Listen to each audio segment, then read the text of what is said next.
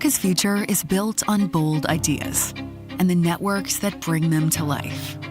Powered by America's cable industry, these networks deliver gigabit speeds nationwide, bring unforgettable moments onto our screens, and redefine what's possible, whether at home or on the go. Behind it all, Wi-Fi does the heavy lifting, carrying most of America's internet traffic. It links ideas to opportunity and fuels growth and prosperity.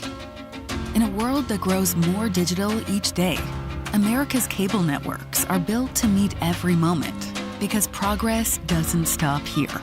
We continuously reimagine what comes next, to connect, to innovate, to grow. Welcome to the Continuum. Ladies and gentlemen, please welcome to the Continuum stage, your host, journalist, producer, and TV personality, Dana Blair. Good morning, everybody. Wait, you're smiling? You have your coffee? I like it. You're not smiling. Now we're smiling. Okay, how's everybody doing? Yes, day 2. Are you like pushing all the buttons and like trying to see what unplugs, what doesn't? Because that's what I wanted to do earlier this morning. And then they said like, no, you gotta go back. So thank you so much for joining us here on day 2 of the Continuum stage and for keeping all of the energy coming. We have another great day of programming for you. So are you ready to get started? Yeah? Okay. As you can tell, I like to talk, so I want you to talk back, speak back with me, yeah? We'll now turn our attention to one of the most transformative forces of our time, a term that none of us can escape right now in our social feeds, our conference rooms, so on and so forth, artificial intelligence. From streamlining operations to reinventing the customer experience, AI is reshaping networks, connectivity, and the way we interact with technology every single day. This session, AI Inside, Artificial Intelligence for Network and Customer Experience Innovation, features 2 technology leaders who are at the forefront of this shift. Please welcome Rick Rioboli, Executive Vice President and CTO of Comcast, who will be followed by Mike Baldino, Senior Vice President of Data and Infrastructure Solutions at Charter. Please give them a warm welcome.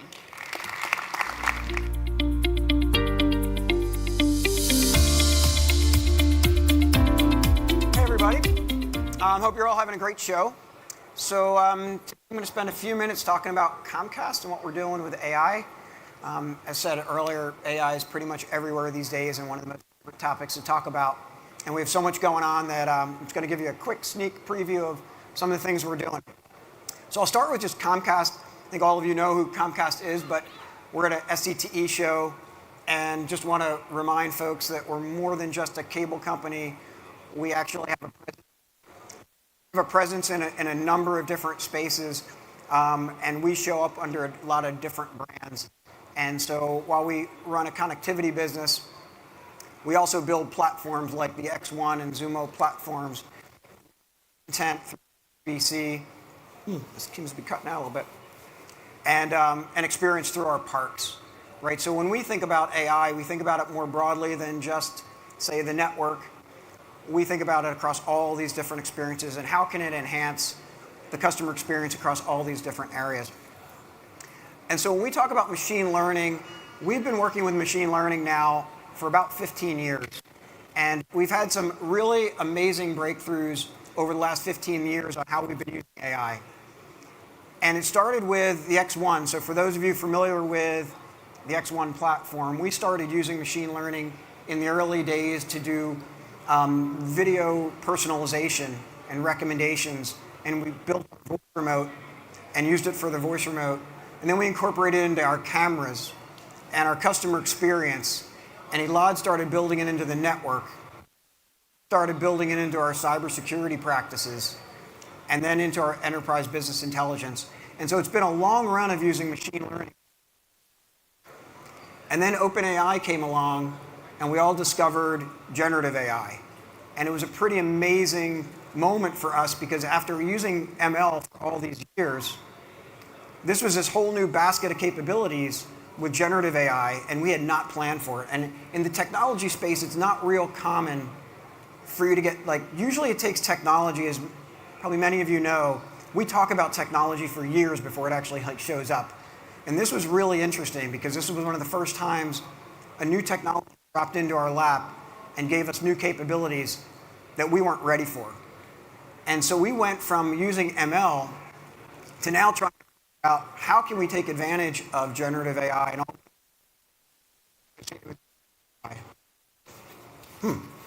Okay. And so now we look around and AI is everywhere, right? Within our company, we have literally hundreds of pilots going on right now with AI. And it's fantastic because everybody's experimenting with it. But what's really important, I think, to be transformational with AI is it really needs some level of focus. Perfect. Thank you. I think it really requires some level of focus because in order to really use AI to transform the business, you need to integrate the technology into your systems, and you need to transform the processes and the way you do the things you do. And so when we look at where do we want to focus on AI, we're really focusing on a couple of areas that we think impact the competitiveness of our business. And so there's 5 areas here. I'm going to go into a couple of them in more detail. The first one being network. So Elad's going to come up. Elad Nafshu is going to talk, I think, in 2 hours or so about what we're doing with the network. And so I don't want to steal his presentations, but we've been doing a lot of work here, generally with machine learning, but we also think there's some opportunities on the network side around generative AI. And the big opportunity, I think, on network is driving higher reliability, creating greater customer experiences across the board. I'm going to talk a little bit more about product customer experience and software development, getting into it deeper. And then what I'd say is overall, employee experiences, the reason this is important to us is over the long run, employee adoption is key. And so we want to keep giving our employees tools that make it easier to be able to do their jobs and deliver great customer experiences. So let's go deeper into a couple of these areas. And the first one is product. And so there's a number of places we're using AI in our product space right now. But I'd say the most important one and the area getting a lot of focus is sports. And we have a bit of a history with sports innovation. So for those of you who might have seen some of the work we've done over the years, we've integrated, at Sky, we used AI to essentially create sports highlights, where we pick the best plays in any particular sport and you can navigate through the content. And where I think sports and AI come together really interestingly is when we can take the sports content and the metadata and personal preferences, bring all that together with AI. We've shown that in the past we could create some magical experiences, and we think with generative AI, it's going to get even more exciting. And so this is a big area of focus for us going forward in the product space. The area that I'm probably spending the most amount of my time right now is in customer experience and trying to figure out how to use AI to create better customer experiences. And the reason this is such a big focus for me personally is when I look at the potential of AI, and I had that slide up earlier with, technology readiness and impact to the business. And this fits the sweet spot because for years we've been talking about how do we build an omni-channel customer experience platform that can dynamically respond to customers' needs. And it's been really hard because the technology hasn't been there yet. And I really believe with generative AI, I think the opportunities are there. So what we're working on right now is building an AI-powered ecosystem. And we started this journey at the end of 2023. What's exciting for me is in order for this to work, a number of pieces have to come together to create this overall platform. And the goal, which I'll get into on the next slide, but the goal is to create this scaling to one. And what we mean by scaling to one is by taking all of the data we have about our customers and the AI and the telemetry from our network and all our devices, we think there's an opportunity that when our customers go to interact with us, we can create truly personalized experience, like scaling literally to individual customers. And it's been really challenging to do that. We've had the data, but we have all these channels where when our customers interact with us today, channel by channel, it's been hard to bring all these experiences consistently to the user, and we think that this is going to enable us to do that. And the magic here is there's a number of pieces coming together to make this happen. And so the first one in the top left is the Context Hub. So we started working on a Context Hub back in 2023, and the whole idea was we knew that the magic of AI is in the data, right? The algorithms are fantastic and the LLMs are fantastic, but what's going to allow us to create truly personalized experiences is being able to take personalized data and apply it to these LLMs. And so we started working on this Context Hub, and the whole idea there was to take the information that we have about our customers, curate it, and bring it all into a high-performing cache so that it could be used in real time working with our LLMs. And so we've come a really long way with that. The other part is enterprise decision engine and a conversational core. And those are the parts that really leverage the AI to drive the decisioning and the actual conversation with our customers. And then we're wrapping that all up with what we call the omni-channel feedback loop. And so like I was saying earlier, one of the big challenges is with most companies that have multiple channels for customers to interact with, it's really hard to keep them all coordinated. And so what we built was this ecosystem where no matter what channel a customer interacts with us, we're capturing that feedback loop, we're plugging it into the data, and then the data's update the model, and so we keep getting better and better every time. And so this whole platform that we put together, we feel is the way we're going to get to scaling to one. Super excited about it. You know, in terms of the maturity of the technology, I think you all see this every day, but literally every month or 2 months or 3 months, we keep getting more models. And it's really, as we plug them into this ecosystem, we keep seeing the experiences getting better and better. The one piece that I think is probably the missing link, that is probably the most important link, is our ability to actually test and measure the experiences. And so what we've been working on is building a test and measurement platform where we actually simulate millions of customer experiences, right? The actual chat that we would see from customers. We simulate them, we run them through our system, and then on the back end, we start to measure the quality of the experiences. And we think that's key because the challenge with generative AI is you get some amazingly great answers, but then sometimes you get some not so great answers, right? And we've all heard about hallucinations, but it's even more than hallucinations. It's just where the tone is off, or where they sort of interacted with the customer in a way that isn't consistent with our brand. And in some cases, the data is not actually accurate. And so we obviously don't want to go to market with something like that. And so our ability to automate the measurement of not just the quality, not just the accuracy of the data, but the quality of the responses is super important. And so that's a place that we've been investing in heavily over the last couple months. The last area I just want to talk about is software development. And so what I think is super interesting about software development, you might wonder, I started out saying we're focusing on the areas that impact our competitiveness in the market. Why am I talking about software development? And it's because we really think that AI can really help us streamline our software development processes and allow us to get services and products to market that much faster. And the other thing that's super interesting about software development is that while we all hear all the amazing hype with AI and all the potential of AI, there's one space, one part, one industry that is actually delivered on the promise, and that's software development.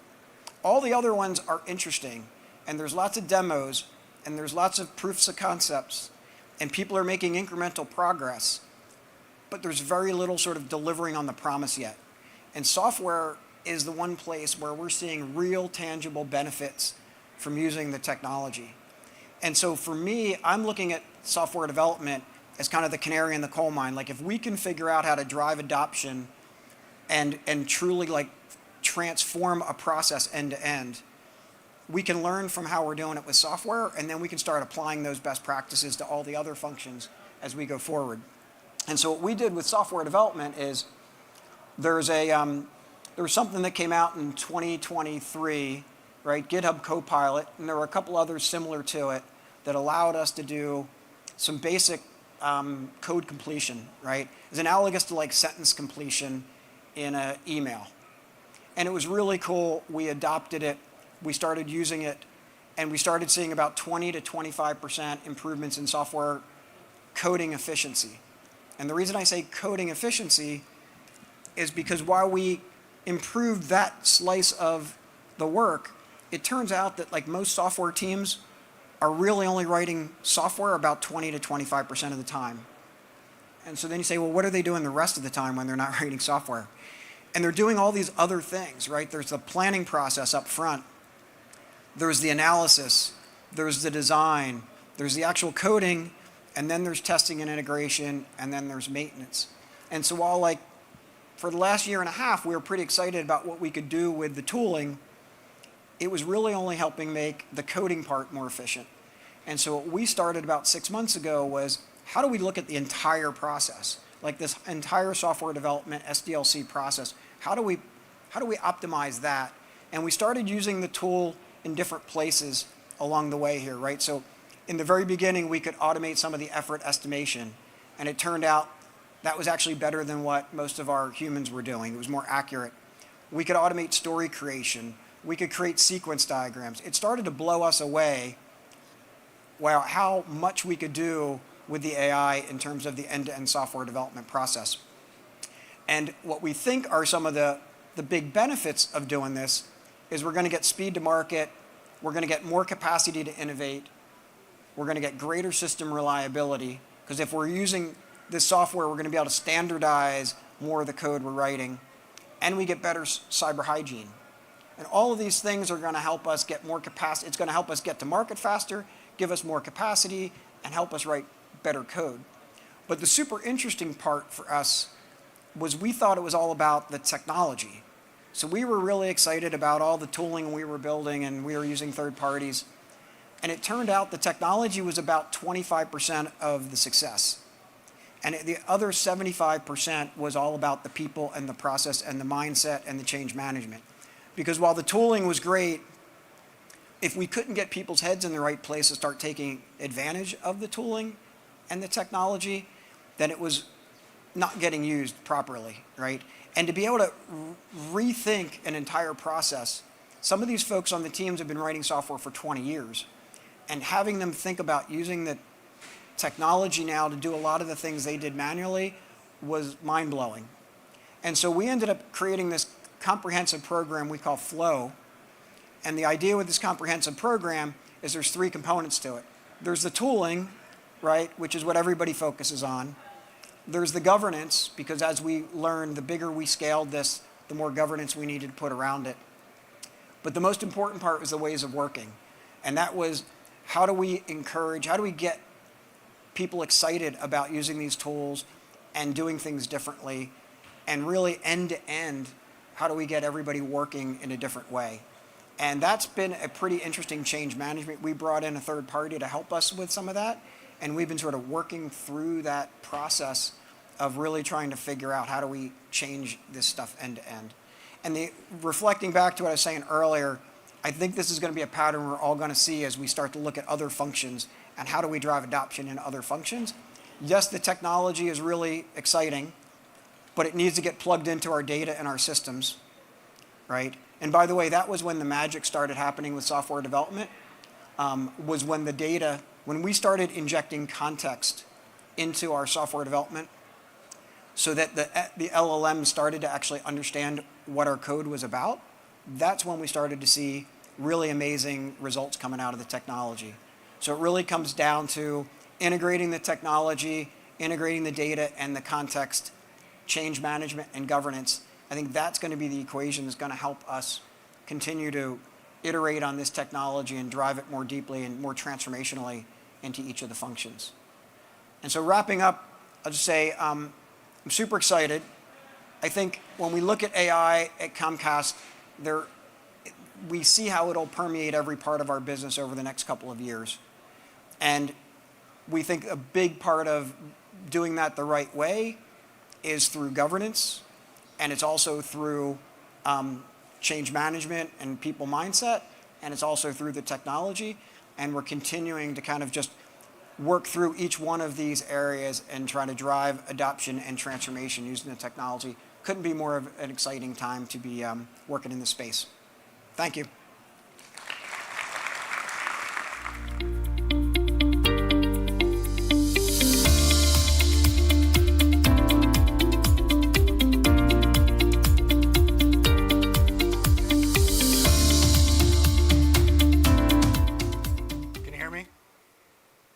Now? No? Yeah. Good morning, everyone. My name is Mike Baldino. I run the Data and Infrastructure Solutions Group at Charter Communications. I'm going to talk about artificial intelligence today. Maybe some of you have heard about it. It seems to be on everyone's mind right at the moment. I'm going to give you a little bit of our perspective on how we're thinking about things today as well as the future.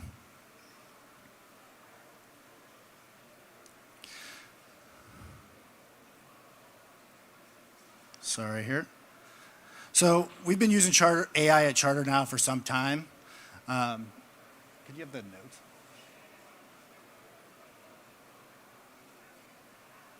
We've been using Charter now thank you. We've been using Charter at Charter now for quite a long time now. It's touching most areas of our business already.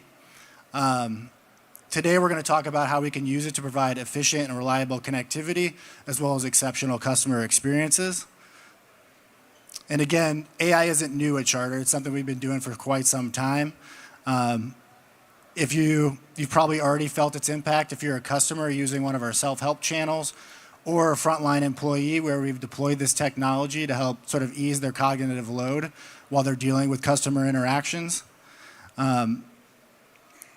Still a lot of room to grow in this space. There's a lot of advancements coming out.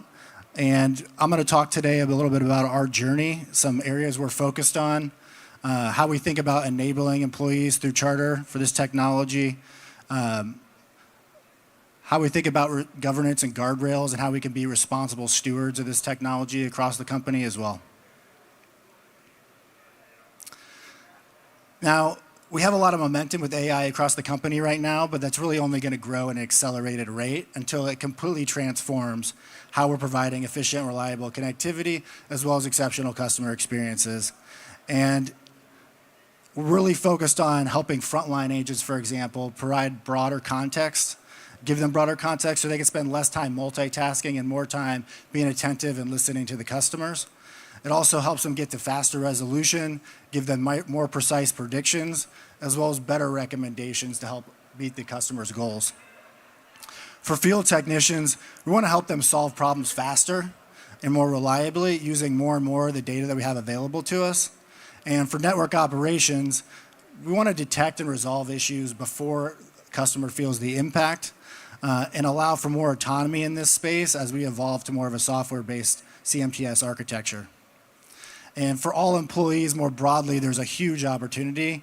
Just starting with the onboarding process, we can give them access to knowledge bases and best practices in an efficient way now that wasn't really possible a few years ago.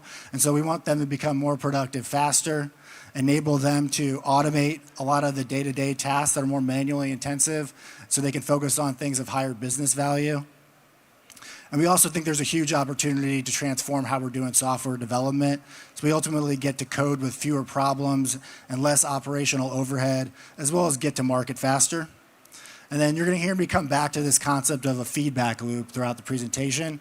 And we think it's really important to build that in from the start, right? It helps you get to that virtuous cycle through this use of this technology where you see exponential growth of effectiveness over time.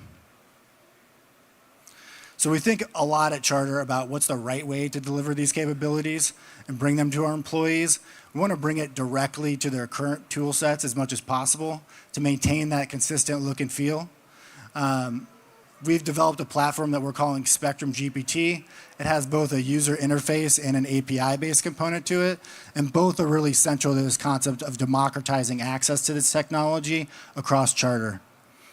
So the API allows you to customize more and bring that directly into existing platforms and tools. So if you're a field technician or a frontline agent or working on network operations automation, you're likely going to be using the API to customize and integrate into your existing platforms and tools. If you're a corporate employee, you're primarily going to be using our user interface to interact with this technology. And then in a lot of cases, we actually work with third parties to bring this technology into existing platforms that we use.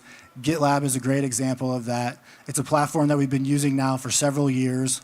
We've even developed an inner source framework called Spectrum Flow that over the past several years has really helped us get more consistency in automated deployments, infrastructure as code, as well as get consistency across a lot of our security practices as well. And now we're taking that to the next level, partnering with GitLab and Amazon to bring GitLab Duo with Amazon Q, as well as QDev Pro, to the entire software development community. So we're really excited about that partnership with both those companies and continuing that momentum. We think it's going to help our software developers go from business requirements to coding, obviously, faster. As they adopt this technology more, hopefully we get to better recommendations, because they're going to be more focused on some of our more complex problems. We hope to automate a lot of our manual code review processes today that are typically done by some of our more senior staff, offload those from them. And always we want to continue to identify and fix vulnerabilities as far left in the software development lifecycle as possible. So next, I'm going to talk about some specific experiences that we're targeting in these areas. Our frontline agents today have a really tough job. They're trying to correlate a lot of information while also talking to the customer, trying to understand their needs, be attentive to them. So a lot of the things we've already done in this space are focused on making it easier on that frontline agent so they can spend less time analyzing information and spend more time being attentive to the customer. So we've enabled real-time voice-to-text translation and summarization for them, both before and during those interactions, so that we can give them the customer intent, help them proactively launch into different screens based on what's happening in the conversation, also prompt some models to help get them better recommendations and more precise predictions as well. And when you combine that with really an interactive Spectrum GPT-enabled chat experience, they can get quicker answers to their problems or to their questions that are also grounded in our best practices. Moving forward, we want to continue moving more towards autonomously diagnosing problems and providing more actionable responses to the frontline agent over time. We see AI as a really big enabler for this, so they can focus more on listening to the needs while AI handles an increasing share of the other stuff they have to do to help the customer across a wide variety of issues. And then again, when you combine that with the feedback loop, experience is going to get better and better over time, and we'll get to increasingly faster and more consistent resolutions with exceptional customer experience. When field technicians have to enter a home or business, we want to help them resolve the customer issue as quickly as possible with the highest degree of quality. And from a technology standpoint, that means we have to enable them with the best tools available, and AI is now becoming an increasingly large component of that for us. Not only large language models, but also machine learning models we've developed over the past several years as well. Right now, we're using machine learning models to route to the appropriate fix agent even before a technician is sent to a home or business. We're also providing the technicians with precise resolutions based on telemetry data, and we're using large language models to help provide them like a historical customer summarization, so they have that from the start of the job to help them. And then moving forward, this is all moving more, again, towards an agentic approach where we're going to be autonomously diagnosing issues, giving them specific resolution steps as well, helping with troubleshooting guidance along the way. And then we also get to that feedback loop over time where we're just going to get better and better outcomes over time as well. So from a network operations space, it's also evolving quite a bit as we adopt more AI capabilities. Right now we're able to diagnose issues and execute predefined recovery actions, but we're working on a new architecture that's going to allow us to handle an increasingly more complex scenarios. And we want to deploy agents that can correlate and sense changes on the network, utilizing an ever-increasing number of telemetry sources available to us that are also linked to our network topology data to self-diagnose issues, take actions to self-heal, and if that's not possible, provide temporary relief to the customer until we can provide a precise fix agent to the customer to solve their issue. And again, this all happens with that feedback loop that we set out from the start so that we get better outcomes over time. Now, as we move towards autonomous network operations, this is also being accelerated by another shift that we're making, and that's the shift towards software-based CMTS and smarter network components. You've probably heard a ton about this over the course of this conference already and later today, so I'm not going to go into it in great detail, but I think one aspect of it that's not talked about quite enough is the level of insight and automation that this transformation is enabling for us at Charter.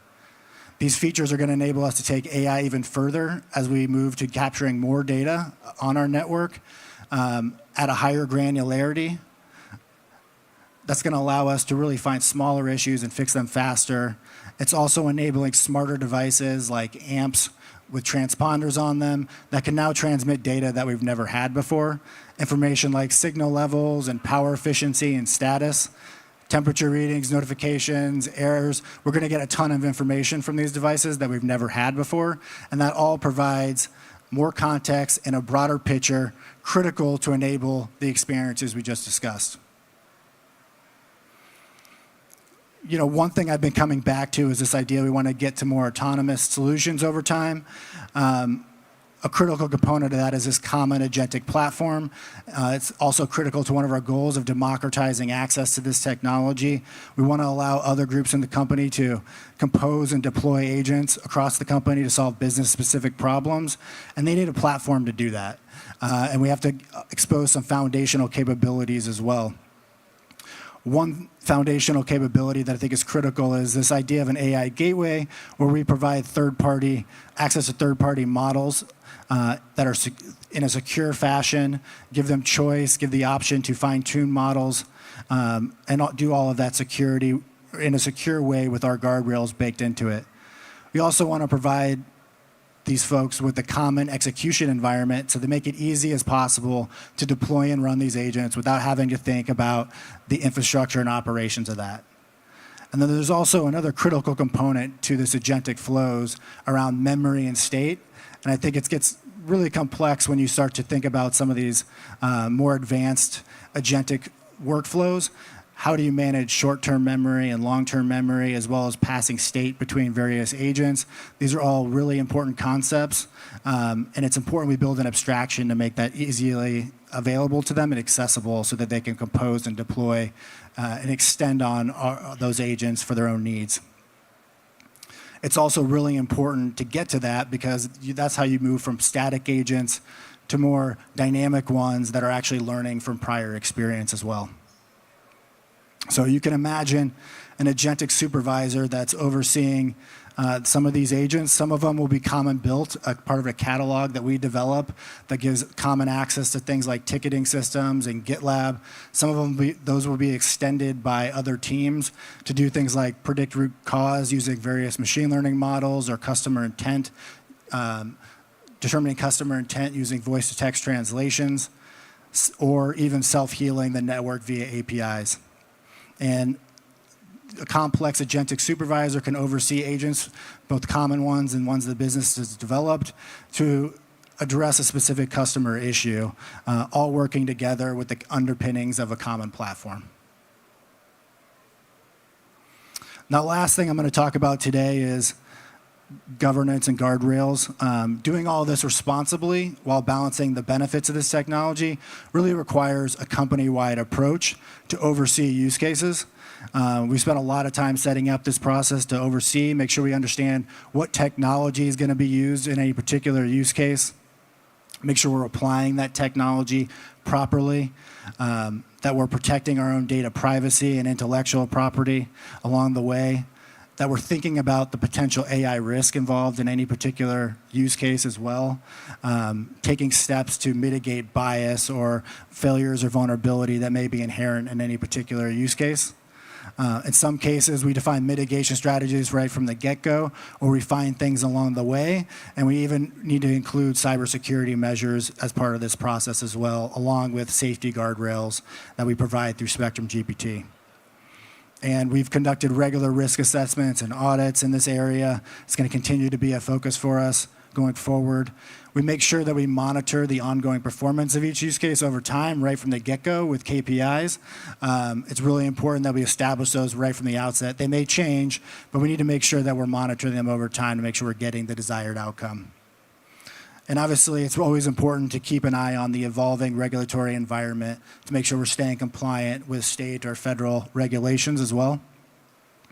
And we'll continue to collaborate with a lot of industry standards bodies to make sure that we're adhering to best practices and not making mistakes that others have solved for in the industry. So this is an area we spend a lot of time on and will continue to as we go forward as well. And with that, I'll thank you all for listening to me today. I hope everyone enjoys the conference. Thank you.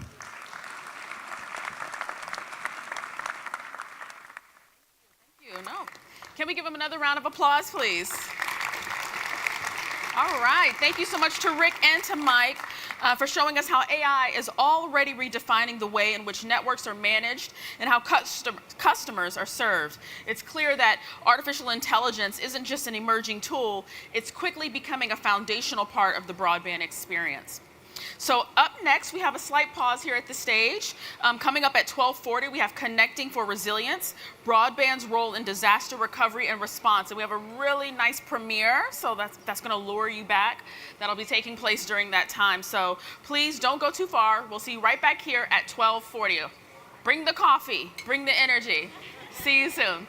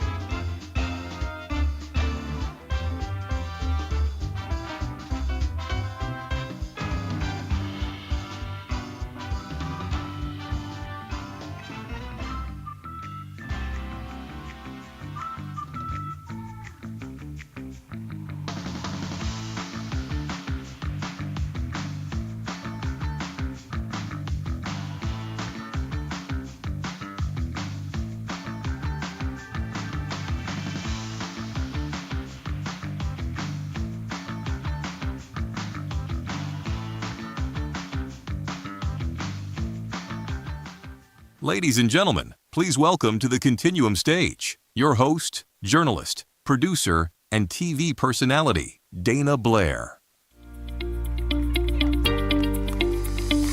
All right. I know we're all friends and family at this point. We're 2 days in. Who has the flipper that's messing with my wireless mics? Whoever laughs first, they say is usually, oh, I see your facial expression. Not you. It's the gentleman behind you. Is it you? Is it you? It's okay. Whoever it is, I'm going to meet you by the snacks later on, and we're going to have a discussion. Thank y'all so much for enjoying day number 2 and for coming back here at the Continuum stage. As natural disasters grow in frequency and impact, the role of broadband in disaster response has never been more critical. From restoring connectivity after wildfires to facilitating evacuations during hurricanes, broadband is a lifeline. Ladies and gentlemen, premiering now to help set us up for our next conversation, right here on the Continuum stage, the next series of NCTA docu-films. Please put your hands together for After the Storm.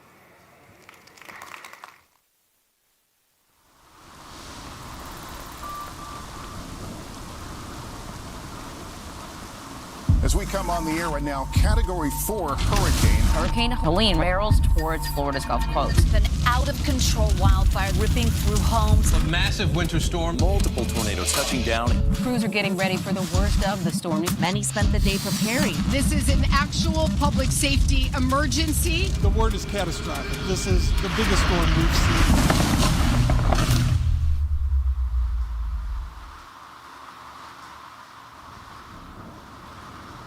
When disaster strikes, lives are disrupted, and so are the connections we depend on. And when it's time to repair the damage, America's broadband providers rise to meet the moment. When Hurricane Helene struck Asheville, North Carolina, it left entire neighborhoods dark and disconnected. I remember hearing the explosions of the transformers as the trees started to come down. It was like a war zone. It's a nightmare. It was. I've never seen anything like it in my life. But this wasn't an isolated case. It's a recurring pattern observed in disasters across multiple regions. Throughout history, we've had fires, but nothing to this capacity. Major devastation over here. Whether it's a hurricane in the southeast or wildfires out west, each disaster challenges the systems we rely on and the coordination required to restore them. For us, the loss of service was it was devastating. You go to check on somebody and their house is gone, but you couldn't communicate with them to find out if they made it out all right. You didn't know if you should be looking for them in the down house or along the side of the road. It was kind of scary.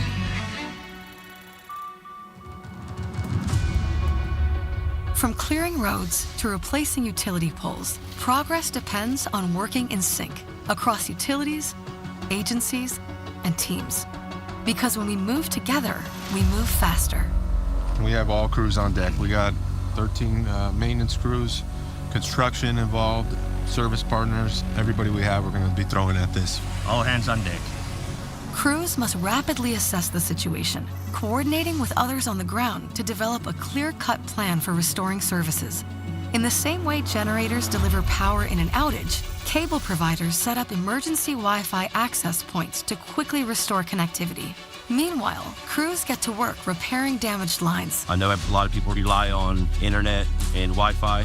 Our main goal was to get all the vital areas back online. We had multiple people working around the clock. We had to collaborate a lot with Department of Transportation, other utilities, and so forth to really begin rebuilding the community and the whole infrastructure. For most customers, when power is restored, our services will be restored, so that's why it takes such great coordination between us. Severe weather complicates every repair. Roads must be cleared and areas made secure, so power companies and cable crews can work intently to restore service. And a single misstep can compromise their progress. It's a lot of hazards. As you can see behind me, there's a whole bunch of down lines. We've got to validate if they're energized or not. So safety is the biggest priority. It's extremely time consuming between having to figure out exactly what's wrong, what needs to be repaired, if we have to run, new strand wire, or if we can run new fiber. If there's already storage out there, we can pull out. And then even just access, can we get trucks in there? We have currently 2,000 boots on the ground right now for the entire state, helping restoration to our customers. The frustration with the running temps where it was just that, it was temporary. Sometimes we'd get cut by another utility, tree crews. That's happened to us several times. Our terrain changes so much in 15 to 20 miles, and elevation changes, road changes, weather changes. Some of the areas that are hardest hit are in the mountains and in the middle of nowhere. When it gets cold and it gets dark, it really gets hard. We are still out here working. We're like the mailman. We work on all weathers, rain, sleet, or snow, so. One of the biggest challenges was just working through the storm, also having to work through taking care of our families and stuff. Because we were affected by it just as much as all our customers. We've had at least 3 or 4 employees that lost everything. Oh, it definitely hits home. Definitely hits home. We had one of our coworkers over here lived up here. He lost everything. Our technicians are so committed to their work and their communities. They suffered great loss themselves and lost their own homes, and they were still there. Day one, working countless hours, days in a row, no time off to restore this community. With the stakes so high and the challenge so daunting, the most effective route to recovery is together. What gives me hope is watching everybody come together. Utility companies working together, fire departments working together, cities working together, and all we want to do is help the affected people. That gives me a ton of hope. It was difficult and devastating, but the one thing too that happened here is that we all bonded too, because we all worked long hours together. When someone needed something, we helped them out too. Not only were we helping our community, but we were also helping our coworkers. I was super impressed with the cable workers. There was a lot of work going on removing trees and repairing electrical. So I know there was a lot of coordination and prioritization happening to make sure we got that connectivity back as soon as possible. This isn't just about poles and cables. It's about people and the collective effort it takes to restore power, internet, and connection when every minute counts. Working in tandem, power companies must first restore service so broadband providers can get customers reconnected to essential high-speed internet. Because the faster we reconnect, the faster a community can begin to heal. I mean, they're coming up on stuff that looks like a rat's nest, and they're pulling it out of the river, trying to get it going, and I was pretty amazed by how quickly we got the phones back. And then when the internet came back on, that was really reassuring. Being able to contact somebody and have that familiar voice of your mom, your dad, or your team, or your pastor, or anybody like that, so that was a big sigh of relief. Right now, we're at Fire Station 69 in downtown Palisades. This is one of the areas where fires just swept through the whole area, and we were able to restore services at the fire station. The smiles on their faces make it all worthwhile. It's why we do what we do. People coming together, that was the greatest takeaway from such chaos. We're committed to getting everything back. We're not going anywhere. This is our home. Communities are on the path to recovery, but the journey is far from over. As the rebuilding continues, broadband providers will be there every step of the way.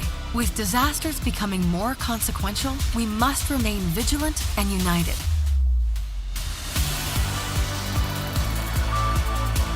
By working as one, power companies, broadband providers, and government agencies, we not only restore service faster, but also build the strength to tackle whatever comes next.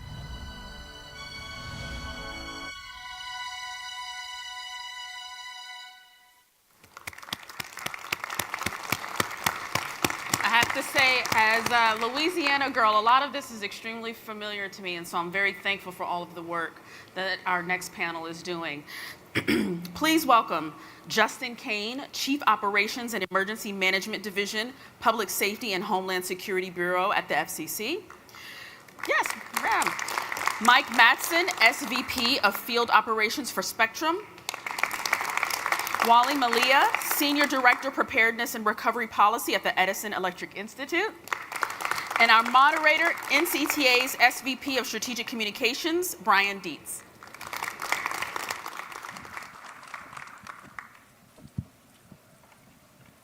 All right, thank you for joining us today. Thanks for everyone in the crowd for joining us today as well.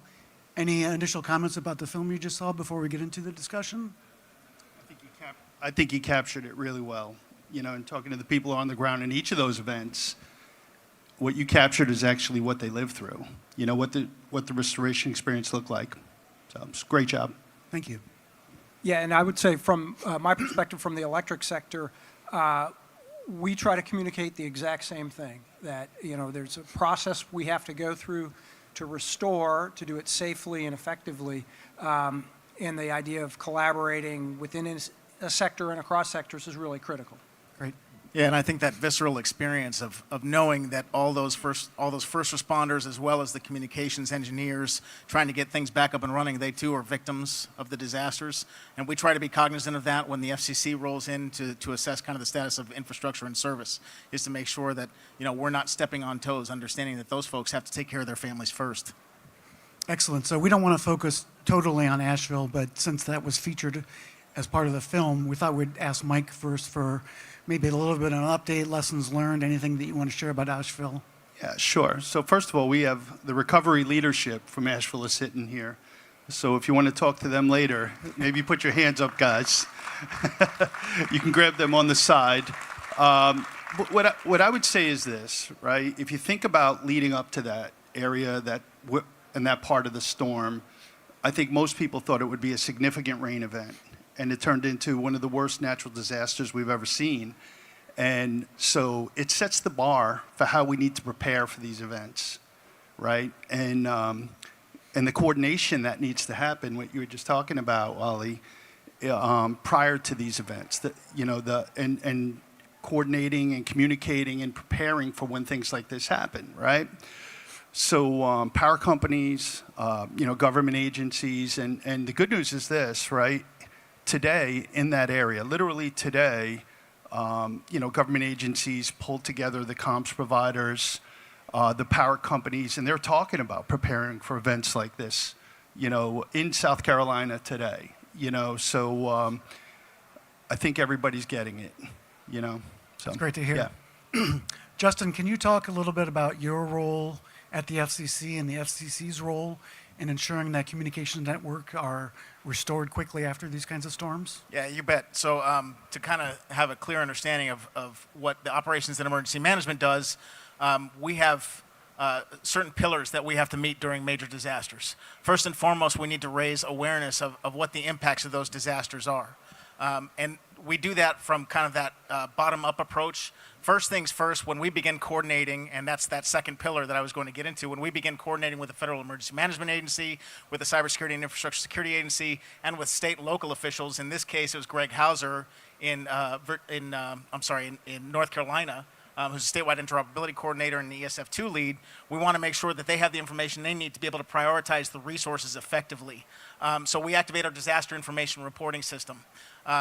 We had already had it activated through the course of Helene in multiple states, and we just kept having to add counties to the activation because we didn't anticipate the storm moving in the way it did. And again, that severity, we didn't really anticipate what was originally thought going to be that rain event, right? So not only were we looking at rain and wind, but then we were also faced with the challenges of mudslides. So first raising awareness of those communication services and that infrastructure to figure out where the greatest impacts of the disaster had taken place, to help that prioritization, coordination with our federal and state officials, and then again, getting teams on the ground to be able to assess a lot of the data that we're getting from the carriers to validate that, but also to identify some of those niche areas where the major providers may not have some insights, where it may be a smaller communications provider who is struggling to get access to the disaster information reporting system, which is an online tool to be able to publish that information.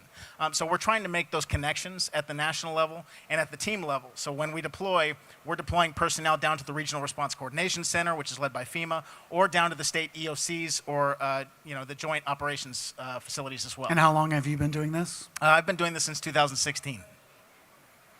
Wally, maybe you can talk a little bit about what the Edison Electric Institute is doing, your role, and how you're working to step up coordination between all of these different stakeholders. Yeah, well, good afternoon, everyone. So EEI is the trade association for the investor-owned electric companies in the United States. Our members serve about 70% of the ultimate electricity customers. In my role at the organization, I largely support our mutual assistance and emergency response activities. You know, full disclosure, I'm not a lineman, I'm not an electrical engineer, I'm not climbing a pole. When people say, what do you do during a disaster? I mostly talk on the phone, so I rely on communications quite a bit. But one of the things we do is we facilitate bringing our members together so they can support those regions that are impacted through mutual aid or mutual assistance. And then also I play a role trying to help coordinate our activities across sectors, in particular with the communications sector. Since 2018 or so, we've had a variety of concerted efforts on the response side to help foster that collaboration, because we can't do our jobs without communications, just like communications companies have a hard time operating without power. Definitely. Mike, maybe you can talk a little bit, besides restoring your customers' networks and access, what else does broadband providers like Spectrum do to assist first responders and public safety in these areas when these disasters strike? You know, I think the first thing we do is prepare well, right?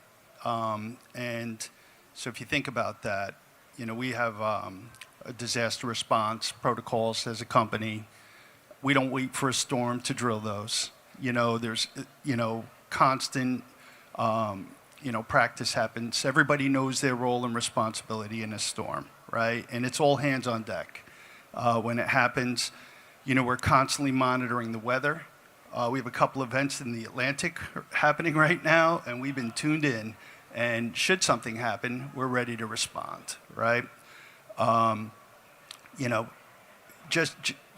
when an event is imminent, right, just lining up resources, making sure we have contract restoration crews. We have no problem with travel resources inside. Our workforce is dedicated to these things, so we'll stage that. Moving materials, identifying a staging location, you know, securing hotels for everybody. You know, all of that takes place. Moving trailers full of generators into the area, having fuel pods just in case we can't get fuel. So all of that happens in preparation for a storm, so we can respond efficiently. And then communication, first with our workforce, you know, and we talk about safety in these events. And then we go out and check all their PPE, make sure everything is working in order, and they have everything they need to operate safely. You know, we communicate with local government, right? Government agencies. We try to connect with power companies to coordinate a response. We certainly assign people to EOCs to help, you know, support communication and efficient response. And then to our customers, right? As the events unfold, our comms decks proactively communicate, you know, the status of our service to our customers, restoration times, et cetera. So all of that helps us be prepared to support, you know, the first responders. If we're not there and we're not prepared, it's impossible to support first responders, right? And then, you know, in Asheville, for instance, you know, we jumped through hoops to make sure we were able to provide service to fire departments, to police, to EOCs, to hospitals, you know, anywhere the community needed us. That was prioritized. We wanted to be able to support the people who were driving the restoration and supporting the community through it. So we always do that. You know, you'll see over there we have one of our Wi-Fi trailers that we deploy. That's something we started doing this year and in a couple of locations. So for instance, Kerrville, Texas, after the flooding, you know, the staging area for the first responders, there was no communications there. You know, us, other providers, we brought out our mobile trailers. You know, interesting conversation about the 6 gigahertz band this week happening. I think it's more than this week, but it's been a topic here for sure. Well, that's what we use, to provide low latency, high capacity Wi-Fi in those areas. We need that 6 gigahertz band, right? We deploy CBS radios for 5G service, strand mounted, so our mobile customers can access that. We also open up our Wi-Fi network to the general public, not just our customers, to the general public. And we have that deployed all over our footprint. So that's some of what we do to try to support first responders, but also the public in general. Yeah, that's great. Thank you. Yeah. Justin, can you talk about the role of the FCC and how you interact with the other federal agencies and who does what and how you know when to deploy resources? Yeah, absolutely. So there's this whole construct, and many of you are probably already familiar with this, the National Response Framework. And under the National Response Framework of the NRF are multiple annexes, emergency support function annexes. We fall under Emergency Support Function 2. We are a supporting entity, with FEMA being the lead federal agency and then CISA being that co-lead. What we typically do is we outline kind of the regulatory authorities that we have and make those available during disasters to be able to enable the use of spectrum where it may not otherwise be available. We'll go ahead and issue special temporary authorities for the use of new equipment and technologies. But ultimately, CISA and FEMA come to us as the subject matter experts in communication spectrum, so to speak. And we have a lot of data that we're sitting on with regards to our licensing databases and which carriers are providing services where. And we're able to provide kind of some fidelity on where some of the greater impacts may be occurring. And that's really what we do. We help to provide that awareness up the chain, and not just to FEMA and CISA, but all the way up to the White House. I mean, we're constantly being pinged for additional information on communications. And this also stands for gubernatorial offices, where they're constantly pinging their SWICs and their ESF2 coordinators to identify where the greatest communications impacts have taken place. And I gotta tip my hat, obviously. You spoke a lot about kind of the services that the communications providers make available during disasters. For you communications providers, you all are heroes. No matter what happens, whenever a disaster strikes, you all are at the forefront, the front line, so to speak, and you all commit your resources and personnel to ensuring that availability. I do want to shamelessly plug the Mandatory Disaster Response Initiative.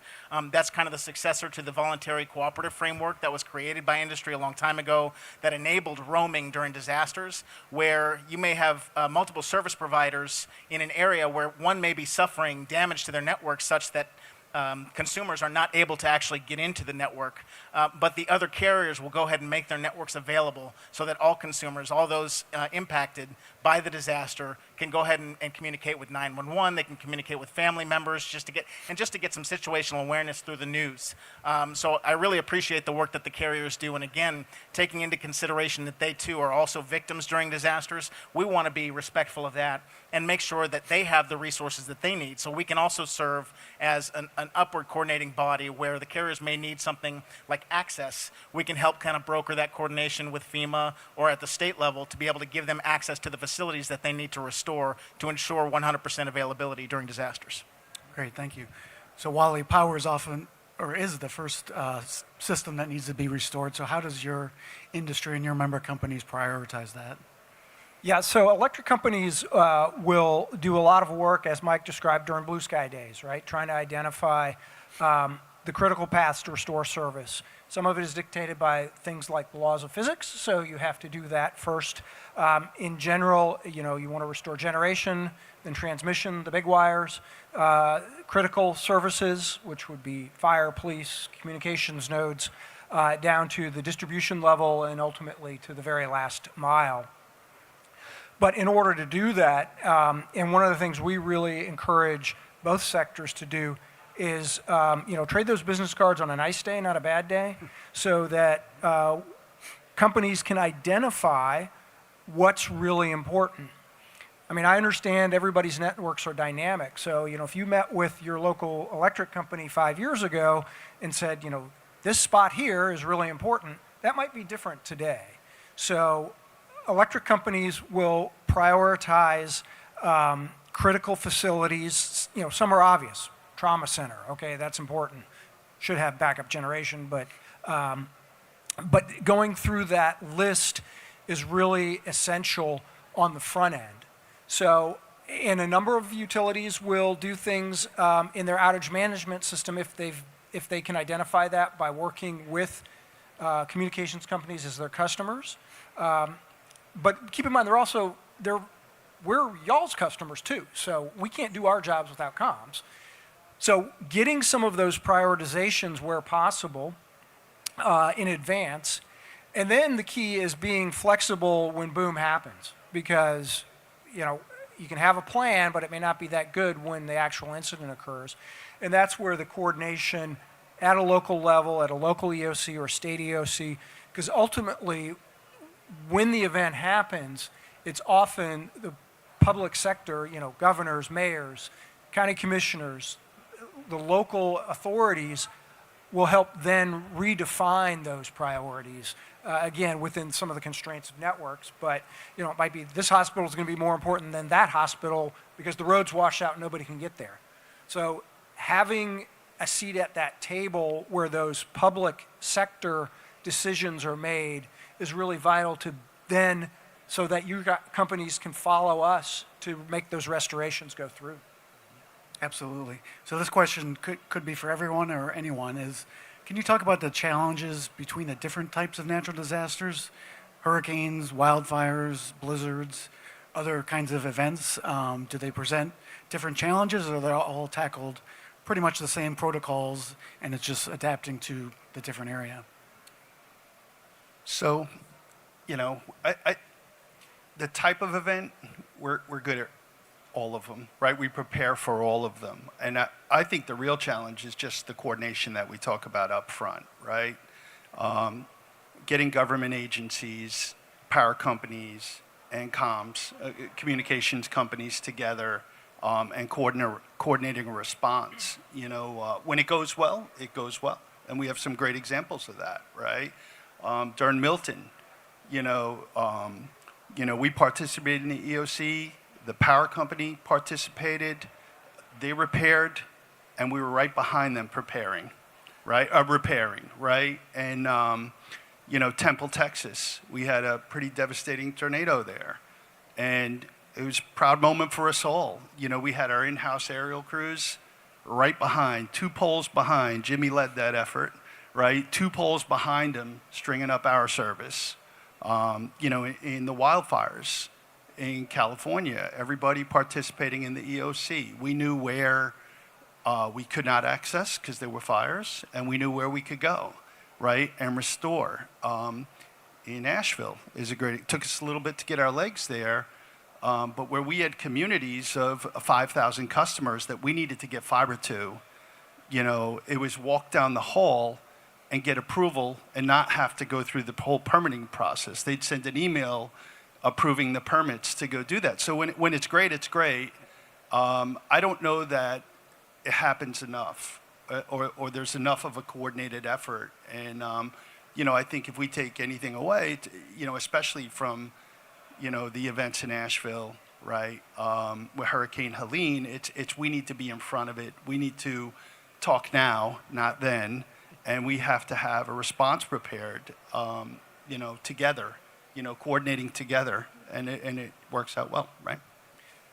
I think electric companies certainly take an all hazards approach, and the challenge I think is the timing between sort of a notice event, a hurricane about 120 hours out, you're going to have a general idea where it's going to go, although obviously hurricanes like Milton and Helene or Isaias a couple of years before. Didn't behave the way we expected. So again, you got to have your plan, you got to be flexible. The things that I think are the most challenging are no notice events, an earthquake, man-made events, where you have to be able to scramble. And that's where the preparation becomes even arguably more important. But I think the approach is the same. And one thing that we, as a trade association, tries to do when we communicate what our companies are doing, and I think it's probably the same in your sector too, is that for certain events you can only go so fast because you have to be safe. and sometimes there are limitations. So it's how do you communicate, we're doing something, but sometimes people have to be patient. And that's one thing where governmental partners can certainly help amplify that, because there are some rules you can bend, but some you can't break. Yeah, absolutely right. And managing expectations is one of our greatest challenges. Because you got to manage down, you got to manage up, right? But you know, and I wanted to kind of dovetail off of the things that both you gentlemen said. You know, having that coordination at the local level is incredibly important. Where I think we see some of our greatest challenges is some of those isolated communities where the infrastructure may not be as robust. You know, I mean, everybody knows about the wildfires in Palisades. California does a phenomenal job of wildfire response. There's been a lot of loss, and I don't mean to downplay that at all, but there were wildfires in New Mexico that, you know, a few years ago where there were significant challenges because there wasn't as much communications infrastructure. One thing we noticed when DIRS was activated, the Disaster Information Reporting System, was activated for California, there were actually very few communications outages, even though there was mass destruction of infrastructure, because California had the infrastructure in place to be able to fill some of those vital gaps. New Mexico didn't have that benefit, right? So they had individual providers in some very rural areas, and those rural areas provide, yes, service to a very small concentration of the populace, but they're also providing services to tribal nations as well, and they just don't have the funds that are available. So we have to account for things like that, and again, be able to manage expectations. When the reporting comes back to us that there are a few communications outages in New Mexico, we have to think relatively, right? So you may have 500 cellular sites or cellular towers in California, and you take out 20 of those, and it's not really going to make a huge dent in their ability to communicate. But you may only have 20 cell towers in these rural communities in Mexico, and 20 of them are impacted. That's an entire populace without communications. So taking into consideration the infrastructure in some of these areas, and again, where our communications providers have been so heroic in kind of ensuring that those assets were deployed to provide those temporary services, whether it's Wi-Fi at the emergency operations centers or those emergency evacuation centers, or providing supplemental coverage using satellite communications, those things are incredibly helpful, especially to those smaller communities where they may not have those resources or the personnel to be able to coordinate amongst each other during disasters. So just following up on that, do you think new policies are needed to improve coordination between all of the stakeholders, or is it voluntary efforts? You know, that's a good question. I try to stay out of policy because that's a bit of a challenge for us. You know, one thing from an operational perspective that I see is the need to coordinate across the sectors.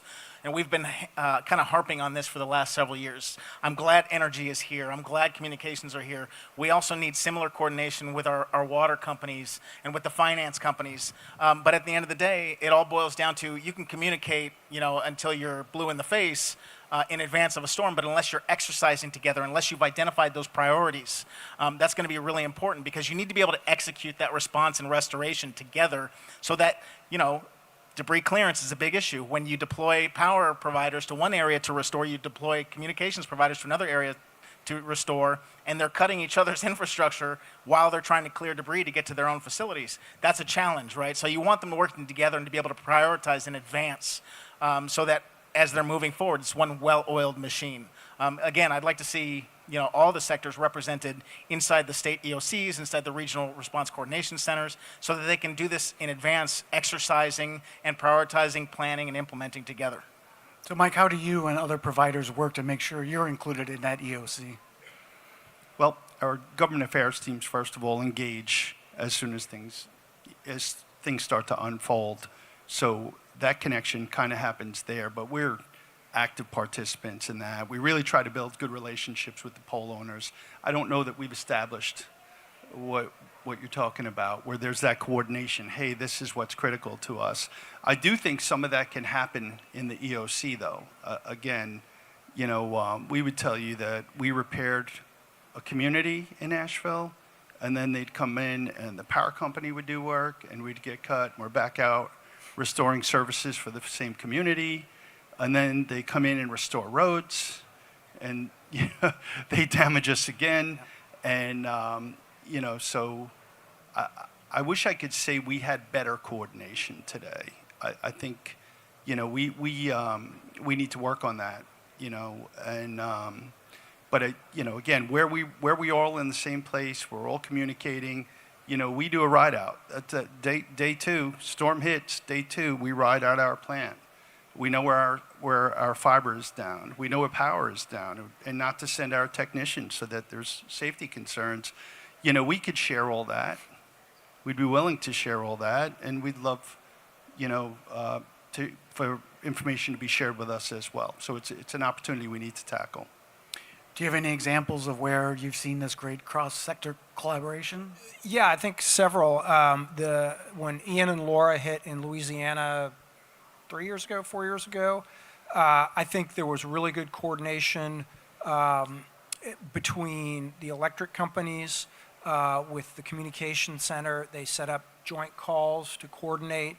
And again, those were really devastating storms. I mean, for Entergy and Cleco, the utilities there, I mean, those were like top 5 storms in an area that gets hit a lot. And they were able to get some of that coordination.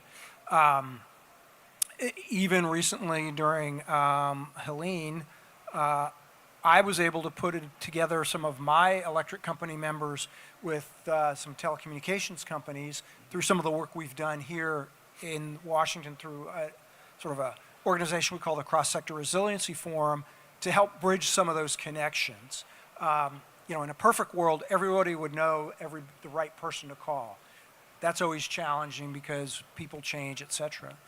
But I think there's a really much stronger understanding of the importance of respecting each other's infrastructure. I mean, I don't want to be too flip here. I mean, we have the advantages. If you touch our stuff, it might kill you. So nobody likes to touch it, and we certainly discourage that. But with fiber, we think that one area where there continues to be some need for work is with debris removal, road clearing. Those are often local authorities, sometimes state authorities, because our tree crews generally understand, don't cut any cables and try to do that as best they can.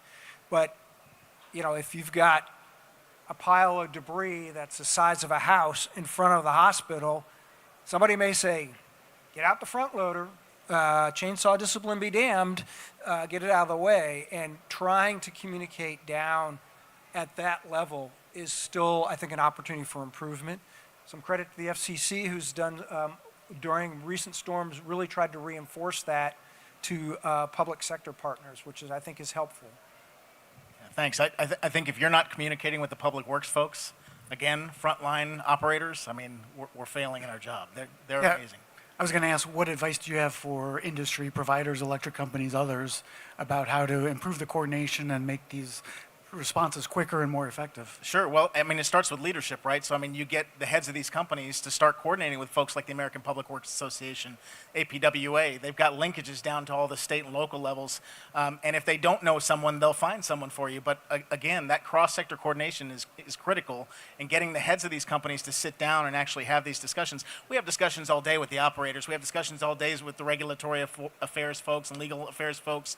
But who you really need to talk to are those big decision makers, and then you need to ensure that the decision makers are actually talking to their technical people so that they understand what the clear concerns are. So, Mike, after each one of these natural disasters, and the recovery often takes years, but after you get through the immediate aftermath and at least get temporary networks restored, do you guys sit down and do here's what went well, here's what went bad, here's what we need to work on? Can you talk about that? Constant calibration. Right, there's always something that could have gone better, and our corporate leadership drives that actually, and so we'll do a full postmortem of how we responded, and we have a playbook, and we're post Helene, that playbook changed a lot, and but I would say post every significant event, what did we do well? A constant state of learning. So yes, that happens consistently.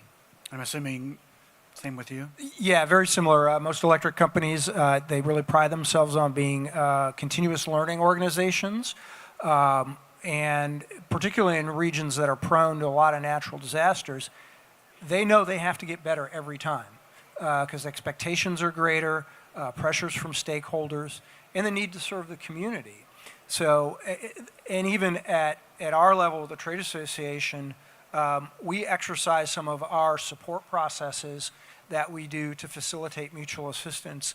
And one of the things we also do is bring in other sectors, federal partners, local partners, so they can understand how our companies are trying to operate. That's only a piece of the restoration, just getting the workforce lined up and deployed, but it's a critical one. So we find that sharing that is really helpful. So last week, the FCC published a public notice about disaster preparation and recovery. Can you touch on some of the points? Sure. Yeah. So, as he just stated, we published a public notice last week. We try and kind of tee off of some of the observations and lessons learned from years past. The focus of this previous public notice had to do with coordination between those sectors, but we also like to push out consumer tips on how best to communicate. In fact, Chris Anderson with Lumen right now is probably giving a great discussion on PACE planning, primary, alternate, contingency, emergency. If you don't have alternate means of communicating, you may want to explore some solutions. In fact, there are plenty of great solutions here today that they may be able to help you out for those of you who don't have a PACE plan already in place. But again, kind of situational awareness. And sure, you know where all the resources are located. Having kind of hard copies of things during a disaster is always helpful because you're not always going to have access to the digital piece. But I think I'm kind of preaching to the choir here at this point. I think most of you are more than familiar with communications issues during disasters. But what we try to do is just kind of call out the resources that are available to you, whether it's through the federal government or your state government entities or your communications carriers or those associations. The associations have been critical to those joint exercises to be able to proselytizing some of the information necessary to build kind of that knowledge pool of information relating to those best tips and best practices for disaster response. Also, just kind of pushing, we have 24/7 operations centers, the FCC, FEMA. FEMA has multiple. The Cybersecurity and Infrastructure Security Agency has multiple. We all have websites. We've all got consumer tips that are available for everyone. And then if you have comments, because we like to hear your feedback too, positive and negative, believe it or not, I will pick up my phone and take a tail chewing if I need to. Okay, so if you have some feedback for us, things we could do better, I am more than willing to sit down and have a discussion with you over coffee or a beer. That's pretty much it. Sounds good. Mike, what are some of the best practices from your experience in responding that you use going forward and want to share with everybody? I think, if you look at the LA wildfires and the command centers they created, the participation that happened there, and just the coordination was really good. And when that works well, right, one, I think it's safer for the people who are performing restoration in the field. You talked about power being on one side of town and us being on the other side, right? And damage happens when we're not coordinated. So efficient use of resources, comes from that. And ultimately, it speeds up recovery, right? Response. So, I think, again, brought up Milton before, and a couple of areas where that happens, it's terrific, right? I mean, it's much more efficient response. So that's a good example. What about you? What about best practices? I mean, I think a lot of it's already been touched on in terms of coordination beforehand. And I think, one thing that would be helpful for many electric companies, as I said, is, the identification of both what's critical and then who owns what. And even if that can be shared appropriately, and I understand, right, we all have critical facilities and there's security and other issues, but particularly on the debris removal side, if there's a way to identify so that someone can be contacted maybe before it gets cut. One huge challenge for anybody responding is there's always more work and less people than you really need. But I think trying to build some of that into processes would be helpful. The other big challenge is, there's lots and lots of providers. We've got, we have very large companies, all of whom are smaller than most cable companies, but there are also very small communications providers, very small electric providers, and sometimes those can be gaps. because of a rural area, and keeping those folks in mind to try to how do we all improve together? Because ultimately customers, they don't really care who their service provider is, they want the service. Yep. So a new twist we may be dealing with this week is a government shutdown. So Justin, can you talk a little bit about how that impacts the FCC's role, your role, and does it have any, I'm assuming doesn't pull you off the field, but can you just talk about that a little bit? Yeah, so I can touch on that briefly. I know there's some concern whether or not certain services are going to be available. My team is considered essential workforce, so we'll still be on the clock when disasters occur. If there's a hurricane while everybody's out, we'll still have personnel to respond. And then we have folks on call to be able to fill some of those vital personnel gaps if necessary. But, for everybody, budgeting is always kind of a concern, right? Thankfully, we've had tremendous support from the chairman's office to get the resources and personnel that we need to ensure that we sustain our operations. And I do want to plug, the need for data, right? So finding new and creative uses for data. For my team specifically during the furlough, we're actually going to be exploring how we can leverage data to be able to fill some of those gaps where we may not have the personnel or expertise necessary to assist. So I think if we're not thinking about prescient uses of data, new uses of data, and how we can apply those to the battlefield or to the disaster, I think we're failing. There are some tremendous technologies like augmented reality, artificial intelligence. If we're not thinking of ways to leverage those technologies for public safety or for national security use, we're not doing our job. So, sorry, a little bit of a tangent. Oh, that's okay. It's all good. Mike, we have a couple minutes left. Is there anything else you'd like to share or impart on us? I appreciate being a part of this. I mentioned earlier what South Carolina is doing today, and I don't know what your role is in nudging government agencies, but I think they took the lead, right, in bringing everybody together, not optional, bringing everybody together, and planning. Yeah. Ultimately that's what's going to lead to a better response to these events. And again, from our perspective, we're on the clock every day, monitoring everything that's happening, and we'd love nothing more to participate in something like that. So, just more coordination like that would be really helpful. Definitely. Anything to add? I think you've hit on a really good point that the state emergency managers, they really understand the consequence business. They typically report to governors. Governors generally have to govern, and we've found that there are big differences in states based on their risk and the threats they have, but, the Carolinas, Florida, Texas, Louisiana, they know they're going to get hit by a hurricane. It's a when, not an if. So they've stepped forward, and we at EEI have engaged with some organizations to try to, how do you spread that information? Because there are risks that people didn't think they were going to have to face, and they are facing it now. Wildfire is a great example. Virtually every single one of our companies is looking at wildfire mitigation plans, including in places that don't, traditionally get a lot of wildfires, because that risk has been elevated, and it's a risk in a lot of different ways. So trying to think outside the box as providers, and how can you get to your other stakeholders to find a collective way, because you're going to have to work as a team when the bad day happens. Right.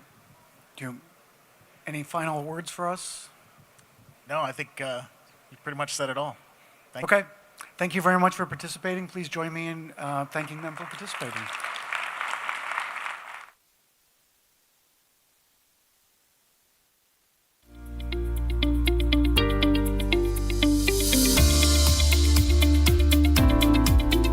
Thank you so much, gentlemen. Thank you so very, very much. Just so everyone here has a quick heads up that we will have our next panel here at 1:30, which is themed Under Attack. And I'd like to give another round of applause to our last panel for their powerful insights. Yes. Thank you for the audience participation and for reminding us that resilience is not built in the moment of crisis, but long before. So we will see you right back here in just a few minutes. Thank you.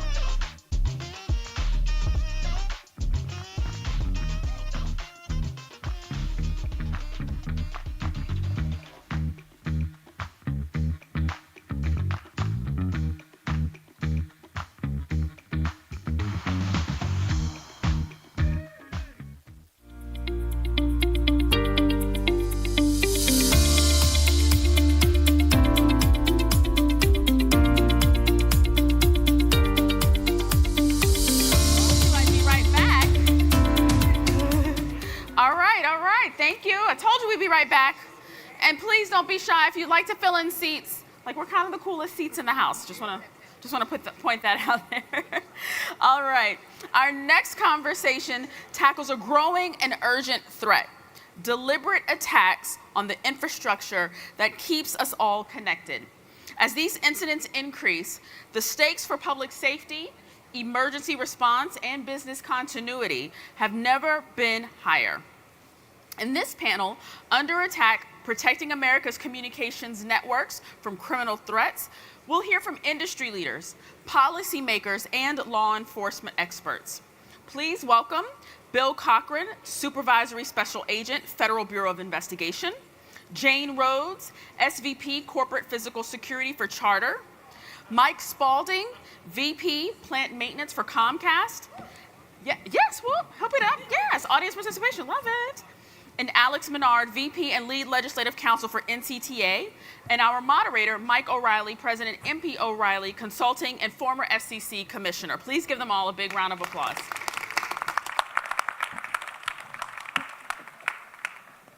Well, good afternoon, everyone. We're going to start. You got a very distinguished panel to talk about a very important topic. We're going to start with a little bit of video if they're ready for us. Criminals are cutting communication lines, disrupting connections to schools, hospitals, businesses, and your home internet.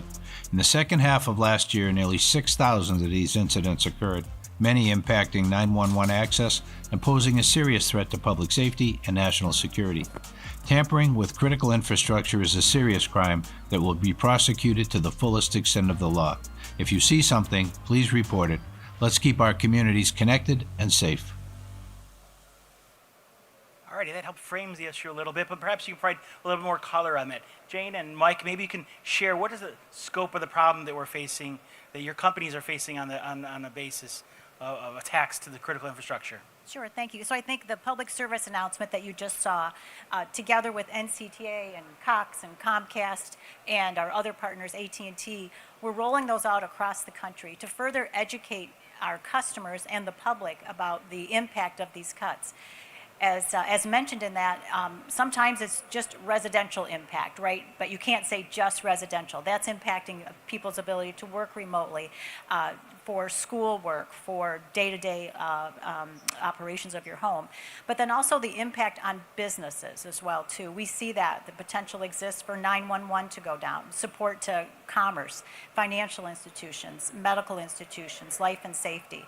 So we started on this journey, so to speak, probably about 2 years ago, recognizing that California is our #1 spot for these incidents. And for a while, it was kind of a cost of doing business, but we've been able to identify just the number of the incidents increase, the impact is becoming more challenging, and not only that, it takes away from our company's ability to provide service back to our customers. It's frustrating across the board. So many different groups within Charter are involved, not only our field operations, security teams, communications, GA, customer operations, so it has quite a large impact. Yeah, I think Jane hit the nail on the head. There's really a broad impact to our customer base, our business customers, federal government facilities that we're supplying service to, as well as many other critical parts of the economy and critical parts of our communities that are impacted by these fiber cuts and the destruction of these critical infrastructure. Just the scope of the problem and kind of put it in terms of the network itself. We have anywhere from 1,000 or 2 customers that can go down at a time, upwards of 100,000 customers that could potentially be impacted by a single incident. And so, when this type of destruction is happening on our critical infrastructure, it's absolutely an impact to the communities that we're serving, to the businesses and the government institutions that we provide service to as well. So, and it's, I think one other thing I would say, this isn't an infrequent occurrence. This is something that's literally happening daily across the nation, depending on where you're at. Texas, California, the Pacific Northwest are kind of hotbeds of this type of activity, and it ranges anywhere from, a really, I'll call it, unintended consequence of somebody that is trying to seek out, some copper, to really intentional bad actors that are out there trying to do harm to our networks.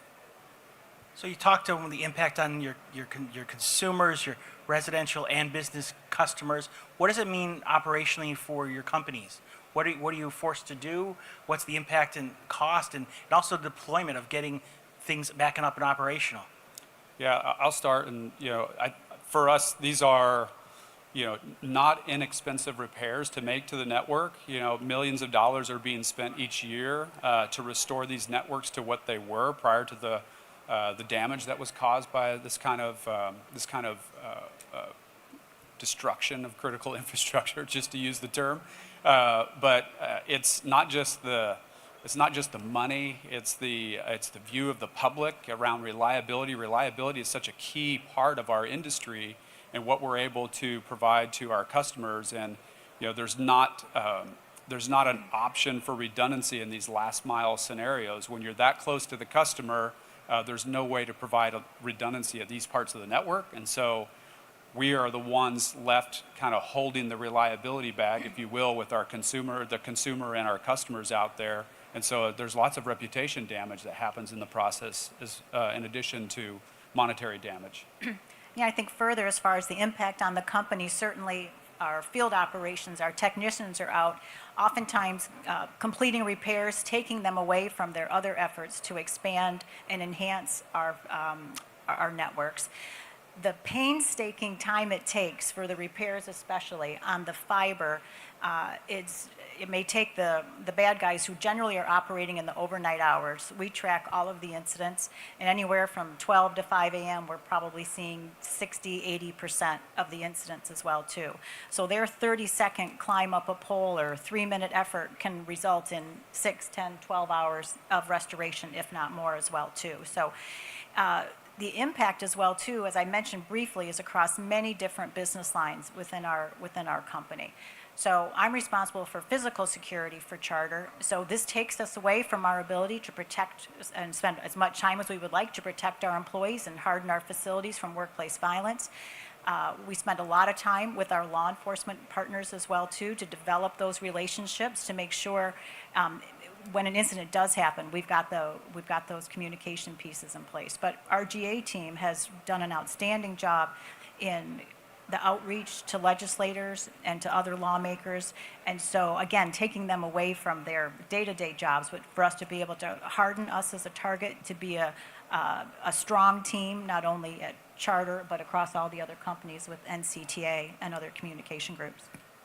Is it fair to say that your companies, yourself, and your customers are forced to pay the cost to repair the network and bring it back to service? I want to bring Bill into the conversation here. What's the impact on some of these cuts on national security? Is there concern that some of these cuts could go into a deeper, darker direction? Sure. So, there's the cuts that I think most people are thinking about, which is somebody who's looking to steal some copper, or sometimes just careless driving with the back of their dump truck up. But in other circumstances, and you have to kind of pay attention to the effect of these cuts, they can appear to be deliberate efforts to take other pieces of the critical infrastructure offline, to eliminate communication abilities between law enforcement or factions of government. And in situations like those, that's pretty much why I'm here, is to say, please, this is where you need to reach out to the FBI, because there are organizations, there could be other countries, there people both criminally or politically motivated to attempt to damage our ability to communicate. And in those circumstances, that's where we really would like for you to take the time, gather the information on the scene. And I'm here talking to the experts who know what looks unnormal or unnatural, and then reach out to your local branch of the FBI and let us do what we do to try to figure out who it is that's behind it. Alex, let me bring you in here a little bit. What is this? We're at talking about fiber, but it's not a copper-only story. Is that right? The association has held a number of summits and done a white paper. Can you shed some light on why we're forced to talk about it here? So we heard about this at NCTA from our member companies, and we've done a significant amount of work with other segments of the industry. So you shouldn't view this as a cable issue. This is something that is impacting communications providers nationwide. And so we have done a lot of work with the telephone companies, with the wireless companies, US Telecom, CTIA, ACA Connects, NTCA, a lot of the alphabet soup that everybody knows in DC. But they have come together with us to talk about this issue, raise the visibility of this as a significant issue. There is an element where they are looking for copper from the telephone companies' wires, and we are just nearby, but making sure that everybody understands that this is something that is hitting all components, wired and wireless, across the country. I just might add to that as well too. Electric companies, utility companies are being impacted by this as well too. Transportation, rail lines, electric vehicle charging stations. So where copper is present, there is a desire by the bad actors to seek that out, harvest it, and then take it back to metal recyclers for the cash payment. So we are enjoying enhanced relationships across the different industries as well too, to further drive awareness, working in coordination to define and refine the laws as they relate to metal recyclers. But it is not only communication, it's in many different areas. So what's driving the copper side of the equation? Is it economics? Is it price? Is it what forces you to have to partner with other companies that have copper and know that your facility is being dragged down? Is there any way to educate anybody on that there is no value to copper within your network? Yes, I'm not sure they're hearing our message, right? But we do a lot of outreach. We have a reward program, as do many other companies as well too, and we're looking to enhance that to a larger, broader industry reward program. But yes, we do our best to educate. We actually do outreach to different homeless encampments and walk them through that this is not, you will not get any copper from our fiber infrastructure. However, that is an ongoing. Do they believe you? Do they? Sometimes they do. We have some very, very cooperative ones, and again, the reward is helpful to us, but we have to constantly beat that drum. Copper is a part of it, right? But the price of copper had kind of reached a peak in about March of this year. It's come down a bit, but the ease at which bad actors can take it to a metal recycler, they have to burn it, they have to strip it, and they have to do some work.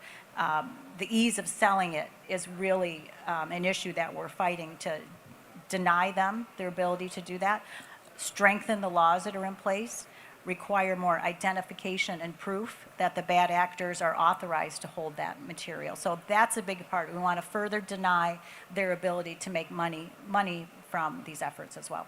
Would you agree, Mike? Yeah, I would agree. A lot of this is, where if you set aside the intentional bad actors in the equation, those that are seeking out just a quick payment for copper, it's a simple and easy process for them to go to and go get paid some amount of cash from the local recycler, where there's virtually no traceability to who they are and how they got it or acquired what they brought to the recycler.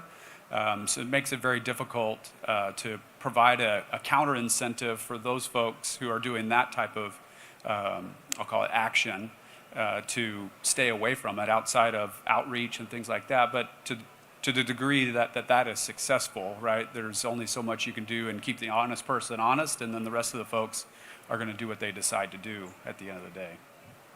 Alex, can you shed light on what's happening on the federal level to help provide some solutions? Right, and if I could, Yeah, like please before that, on the state level, there is, one of the things that we kind of collectively tried to do last year is look across the country and find there's the variation in the state laws. Which state laws needed to perfect their definition so that it didn't just cover facilities that were behind a fence. It was the wires or the cabinets. Which state laws still talked about telegraph wires. They need to talk about broadband wires. And also which state laws, maybe it's still a misdemeanor, so get that up to a felony. Last legislative session, so states are only in session for 1, 3, 6 months of the year, most of them. There were 24 states that considered 36 bills on this topic. 13 states have signed into law an improvement on the definition of broadband or increase the penalties, which I think is kind of the first step to bring to a higher level all of the state laws.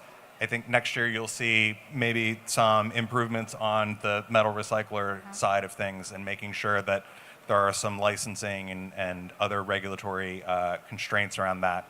On the federal level, we have a bill that has been introduced in the House that has been introduced by Representatives Veazey and Lee. We are hoping to introduce a companion bill in the Senate.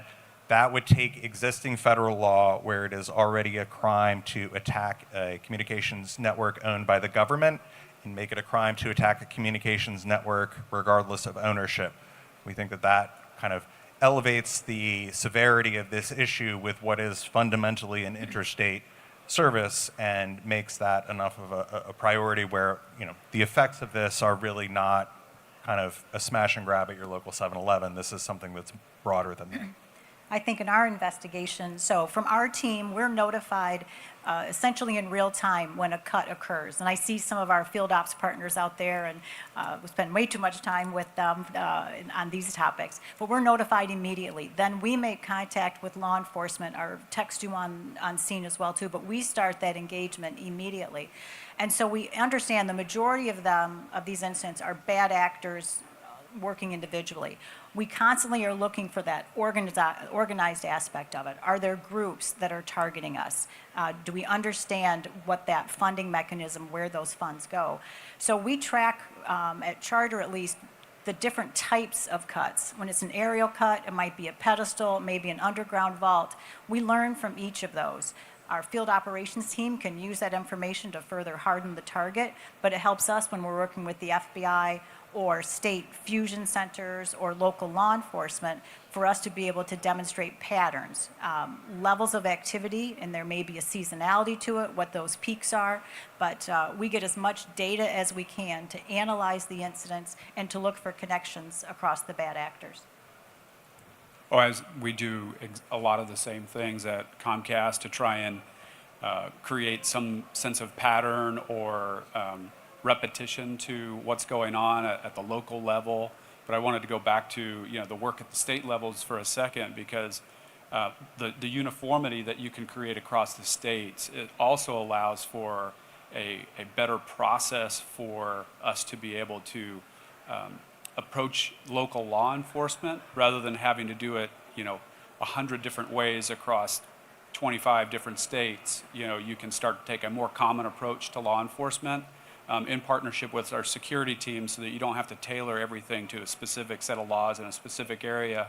That's a really big step for us collectively to be able to do some of that stuff, and makes the issue of enforcement much more efficient, I believe, rather than, again, trying to take a very individualized law in an individualized locale and trying to figure out how to prosecute that at different levels of penalty within the legal system. So that's a critical step in what's being done on this effort, is to kind of create that level playing field across states. So big steps there on that legislative front. Jane, I take it the new state laws in this area would be very helpful. You got local prosecutors who misdemeanors just doesn't rise to their interest, and really ratcheting up the penalties, plus dealing with some of the issues that Alex mentioned. Is that beneficial on your side?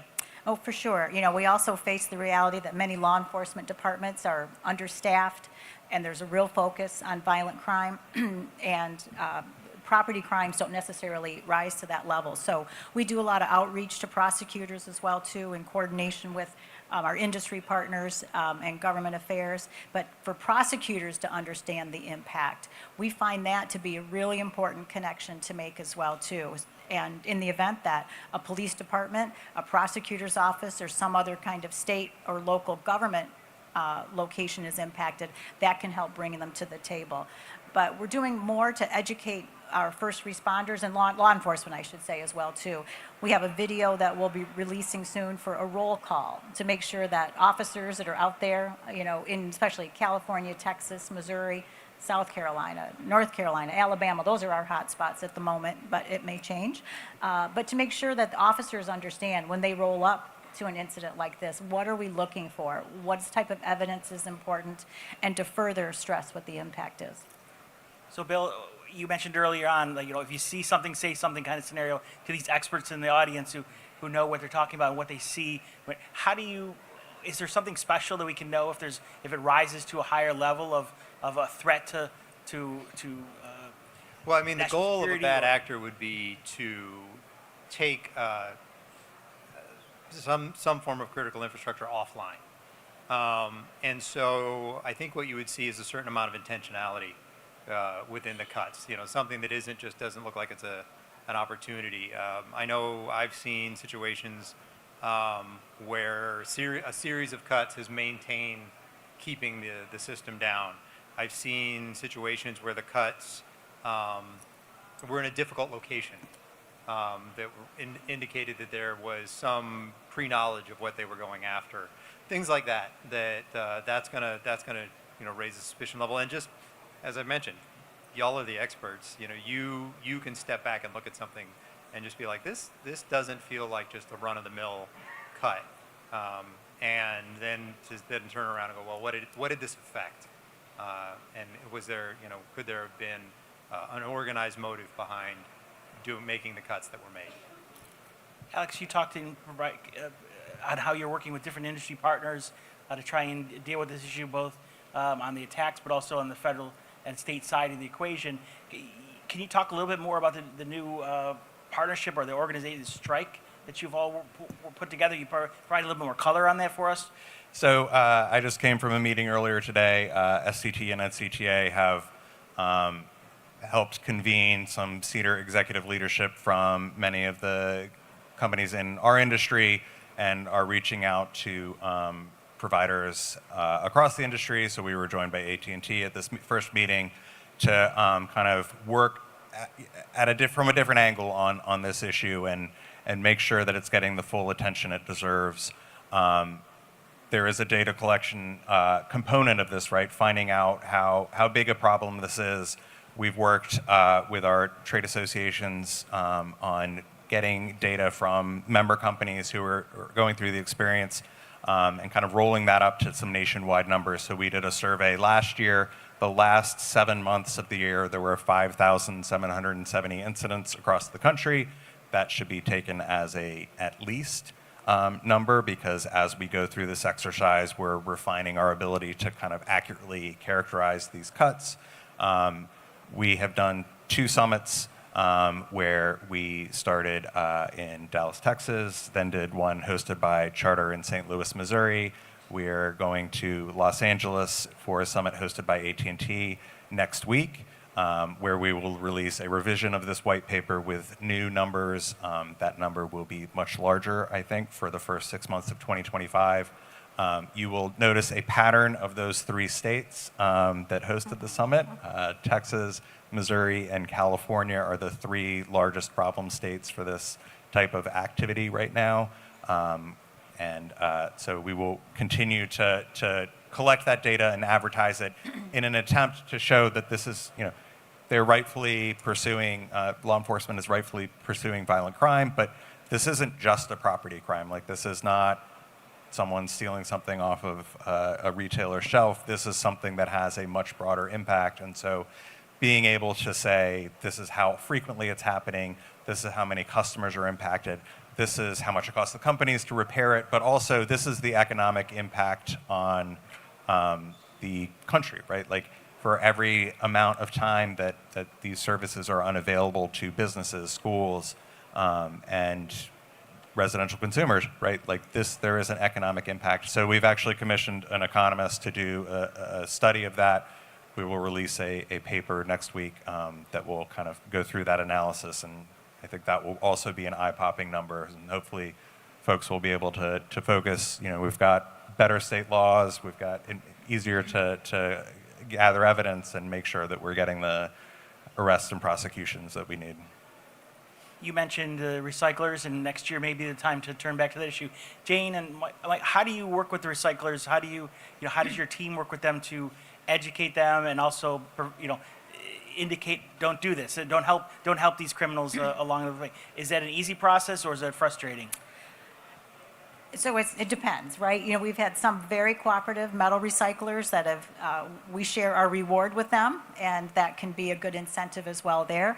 But the recycling business is, you know, not terribly regulated, or the regulations seem to be, what's the right word? Fuzzy. Flexible? Maybe fuzzy.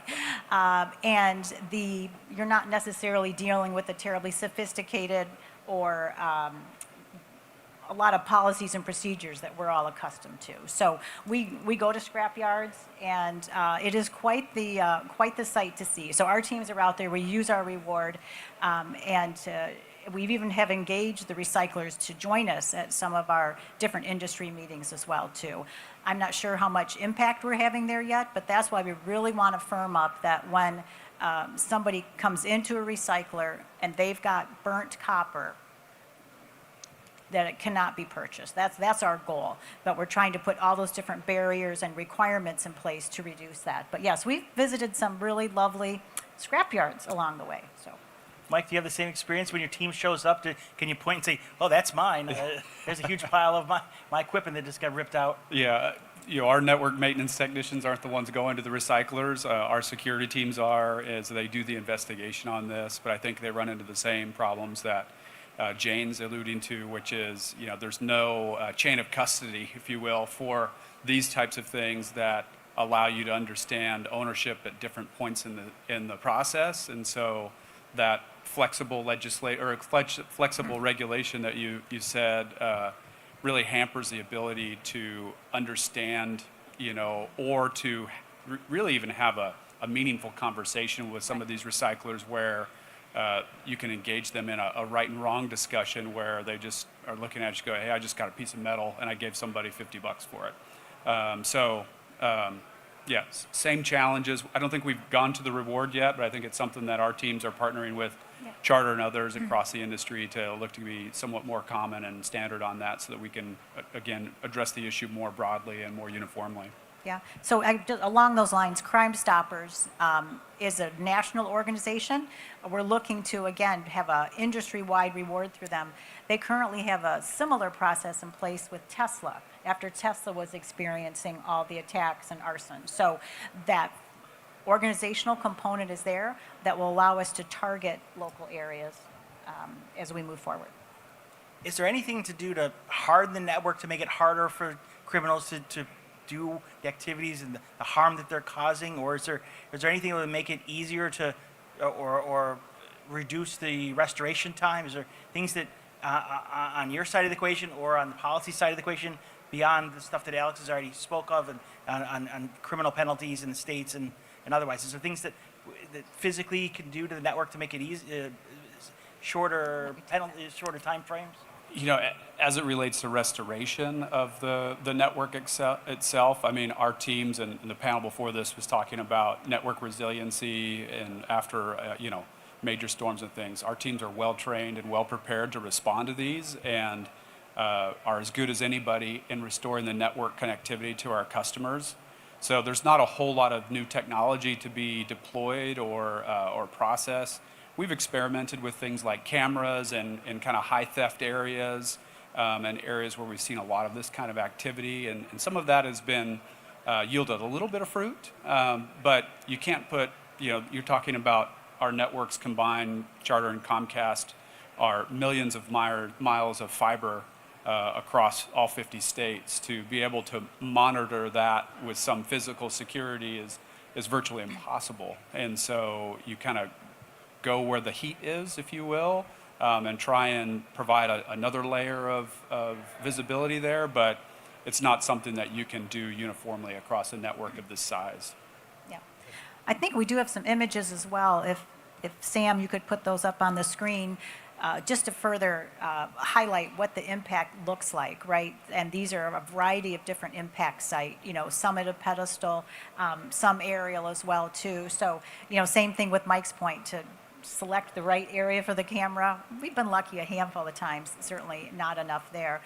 But there are times when we've had locations that have been hit multiple times. We'll work with our field operations team, especially it may be a bridge near a large homeless encampment. Can we reconfigure what that looks like as well too. But I think from these images here, you'll see there's a variety of different ways that they may be targeting us and harvesting the oftentimes copper, sometimes fiber, and then these are many of the tools that they use as well too. They're all available at Home Depot. Many of them are stolen. They leave some behind. So it's not a terribly sophisticated effort as far as the bad guys. There is a little level of sophistication here, right? Like, I don't want to undermine you. Like, no, at one level, it is sure. kind of a smash and grab type crime, but at another level, right, like, you have to get some of these specialized tools and know enough to cut this part and maybe pull this wire. So that I think there is a level of sophistication that this isn't kind of people wandering down the street and being like, oh, I'll grab this piece of copper, right? Like, I think there are some instances, right, yes. I would give you that for sure, right? But when you see some of the videos, but certainly we're concerned, right? Especially when we see in the underground vaults, there may be a connectivity from a vault here, and then we have a cut at another vault 2 miles away within the next 20 minutes. Those are the ones we're really concerned about and understand them. But it is. When you see some of the videos, you would be really absolutely amazed. Sometimes in broad daylight, somebody standing on the top of a SUV cutting it down would amaze you. But it's dangerous work as well, too. Yeah, I think where the sophistication that we've seen come in is more so on the bad actor side, when you have people that are intentionally cutting us to intentionally do harm. We've had situations where you've got multiple cuts in a single day that seem to be coordinated and seem to be exactly in the right places to take down a facility that would otherwise be redundant. And so, those are the ones where I agree with you. There are some of those that have a level of sophistication that is not just the smash and grab, homeless encampment or that type of work. So it goes the array from a homeless encampment, setting a vault on fire to melt down the jacket to get to the copper, to the guy who cuts the fiber on the day of the Super Bowl in Philadelphia when the Eagles are playing, that is trying to do intentional harm to our network for whatever reason they perceive being harmed by Comcast or Charter or somebody else. And Bill, that's where you're getting brought into this, right? When you get to that level of problematic situation. Yes, absolutely. And the figuring out the who and the why. Really, every branch of the FBI and everything that we work, it could be any one of them. But if we don't get the tip to start the investigation, then we can't get to the bottom of it. And so that's where we want to try to improve communication between all of you and us to try to figure out those sophisticated cuts, what's going on there. Alex, you mentioned 3 states, that why you're doing summits in 3 particular states, but it's not just an urban problem. Or what does it mean for rural America, where networks are trying to be built out? I was on a panel yesterday talking about BEAD and trying to build networks to where people are, but in rural America, what does it mean for discontinuing a line in an area that may be miles away from somewhere else? Yeah, I think when we look at the survey data, we see there might be concentrations in certain areas, but this is something that impacts all geographies of all providers across the country. When you're talking about rural America, when you serve those areas, right, it's that much harder to secure that many miles of plant. You've got, 7 miles, no homes down a road, and a wire hanging out there on its own, and that's ripe for attack. But you also have the cost of this, right? We are spending billions of dollars to make sure that we connect every location across the country, billions of federal government dollars investing in these networks.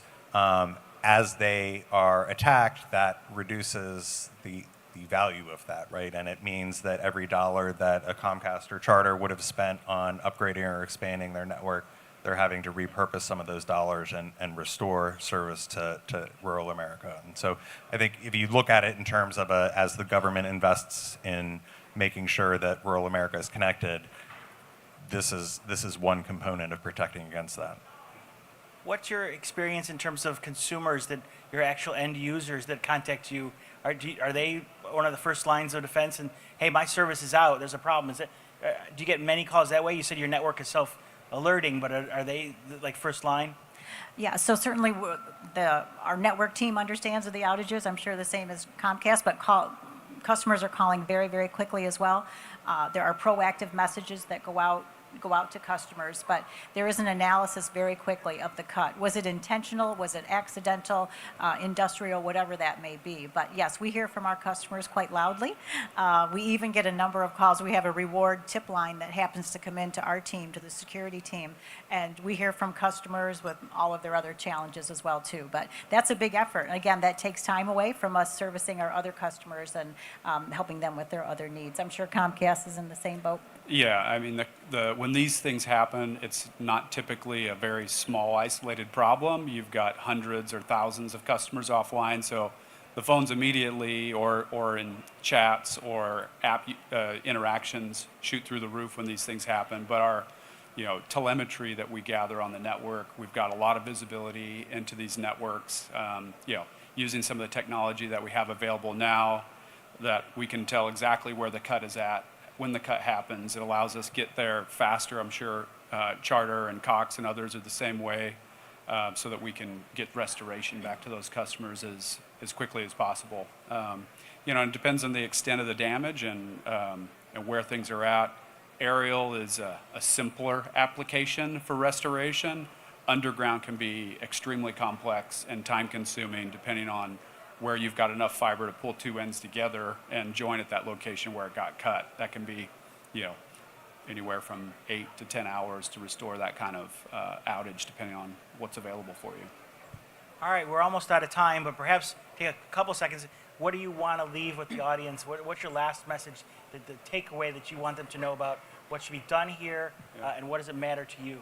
Yeah, for me on the operations side, partnering with our security and government affairs folks, I think this is where the rubber meets the road. The legislation work that's being done with NCTA and other partner groups that allows us to get more consistency around the issue, how it's prosecuted, how it's tracked, how the law is applied more universally is critical. And the more that we can engage this recycling community to create less, I'll call it artificial demand for what these people are going after, is going to help us in the long run to combat this problem. Jane? Yeah, I think it's similar to, the term, the war on drugs, right? We're not going to be able to arrest our way out of this problem. When we do see arrests, we do oftentimes see a nice reduction, at least temporarily, in areas. We've seen that recently in Texas, a number of good arrests in Missouri. But for us to really reduce the demand and reduce the opportunities for people to profit from this crime. So we'll continue to beat that drum. Awareness and our reward program and the further support from prosecutors. I think right now for us, from a security perspective, we're going to continue our push with prosecutors and greater awareness. And Alex, as an association, what should we take away? I think we'll continue to flag this as an issue and highlight how it impacts everyone, and work with our companies and policymakers and law enforcement to make sure that we've got the whole gamut covered. And Bill, a closing thought that the message should be to make sure that you're notified, that when you see something, say something. Is there anything more we should know? Like, are you available if we need you tomorrow? The FYI is always available if you need us tomorrow. Well, let's give a large clapping and applause to our audience. We'll leave you a couple minutes early. Thank everyone for attendance. Thanks so very much.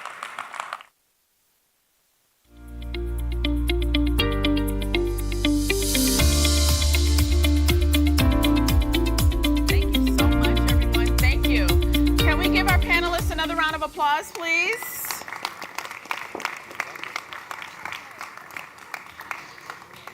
Protecting our networks is much more than just technology. It's about national security, public trust, and the safety of our community. So thank you so much for that conversation. And if you just give us about 2 to 3 minutes, we'll be right back with another conversation. Thank you so much.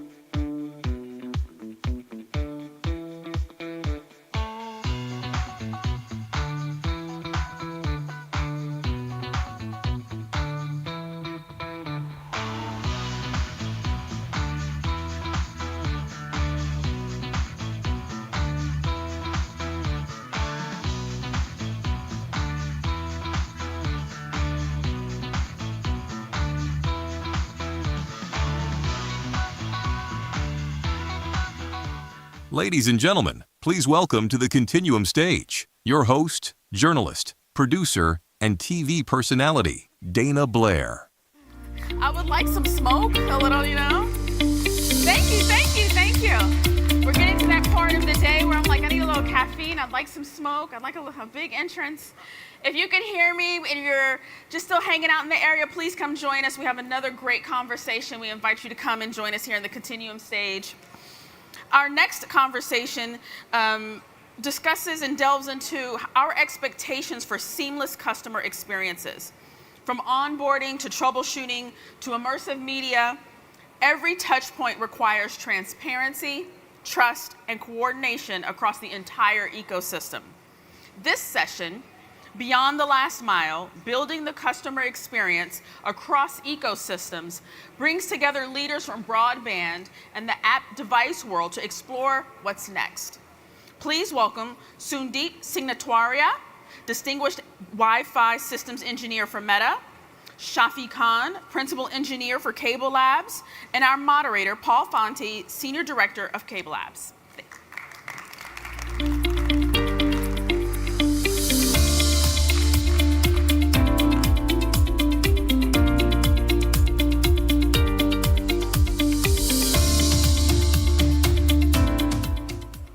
Welcome, everyone. I appreciate you coming out. Excited to have this panel. Something that kind of gets overlooked is we use our applications, our devices every day is really the coordination and the partnership that we need to have across the ecosystem. And so really excited to have Sundeep from Meta joining us. We've had the privilege of working with Sundeep and have gained a ton of valuable insight on the billions of users that Meta sees every day that connect through our networks. And so he's given us a lot of great insight, and we'll dig into some of that. Also, Shafi Khan, who's been a principal engineer at Cable Labs. Shafi's led some work called Quality by Design and Session Automation, really looking at how we start to create two-way communication between the application layer and the network layer so we can get to better not only issue and resolution, but true automation as we look at AI. So as we're starting to look at the advancements within this digital experience, the introduction of AI, it's really important to kind of baseline understand, based on your guys' experience, how does this happen today? How do we make this seamless today, just so people have an understanding of some of the complexities that go into it? And we certainly don't need to get into all the details, but I'll start out with you, Sundeep. So, thank you, Paul. So, one of the interesting thing which has happened over a period of years is, like, if you look at every home, you have a large number of connected devices in every home, and you have multiple different size of screens that people consume their content on. And so if you look at every home, the number of application, what we call application density, and the number of devices that are there in every home is increasing year over year. So one of our main goal is how do we provide the consistent experience across devices and location, whether you are sitting in your home network or in your stadium Wi-Fi, how do we provide consistent experience across different venues, but also across different screens? Yeah, and thank you, Sundeep. That's a great point. I am here to represent the broadband backbone that powers these ecosystems as well, right? So my goal with seamless connectivity is really having applications, network that just simply works, right? And that is really what I would like to, talk about today, especially with the demos that we have going on. I would like to invite you to take a look and definitely talk about more about the seamless connectivity. So talk a little bit about some of your experience when you've built these partnerships with like network operators. And Shafi, you can touch on this as well because you were part of that work. Talk about what that did and how that enhanced some of the quality and things that you saw once you were able to build these stronger partnerships. Yeah. So, like, we have been engaged with all the top leading US operators for a few years now, I would say. And the good thing, what happens from our app point of view is our app, you can think of it as providing a heat map of how the customer experiences and whether they are sitting within a home or they are at venue, like how application experiences over different networks at different times of the day and things like that. So the data what we have on our side from application understanding point of view, we are able to share that with operator partner and help them understand that what part of the regional network might not be performing to the same SLAs that some other part of the network might be doing. Let's say California might be doing much better than a network in Atlanta.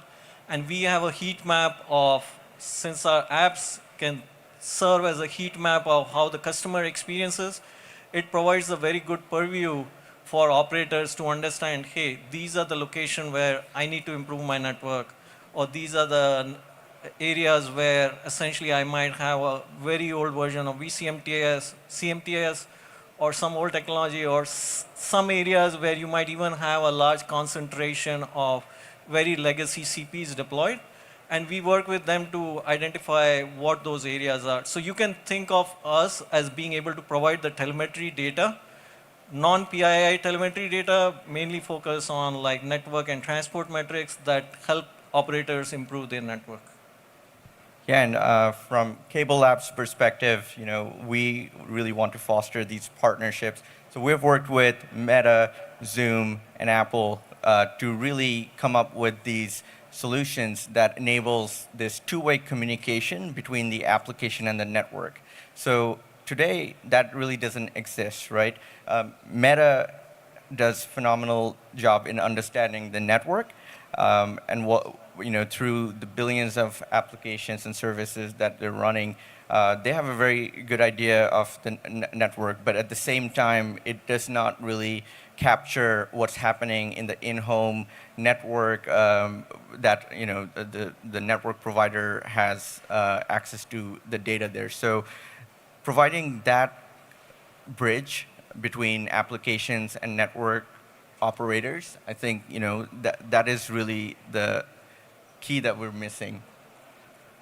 And you bring that up of providing insights to the network operators and letting them know how their network is. But I think the biggest thing, too, is we need to get to resolution, right? When you tell somebody, hey, your network connection isn't great, it's like, well, I get that. It's not working. So touch a little bit on some of the work you guys previously did around exploring WMM, how we saw that impact the user experience, because that's the biggest key is when you identify there is a problem, how do we get to a resolution? And that's not the only one, but just kind of some of the impact that had on the application performance. Sure.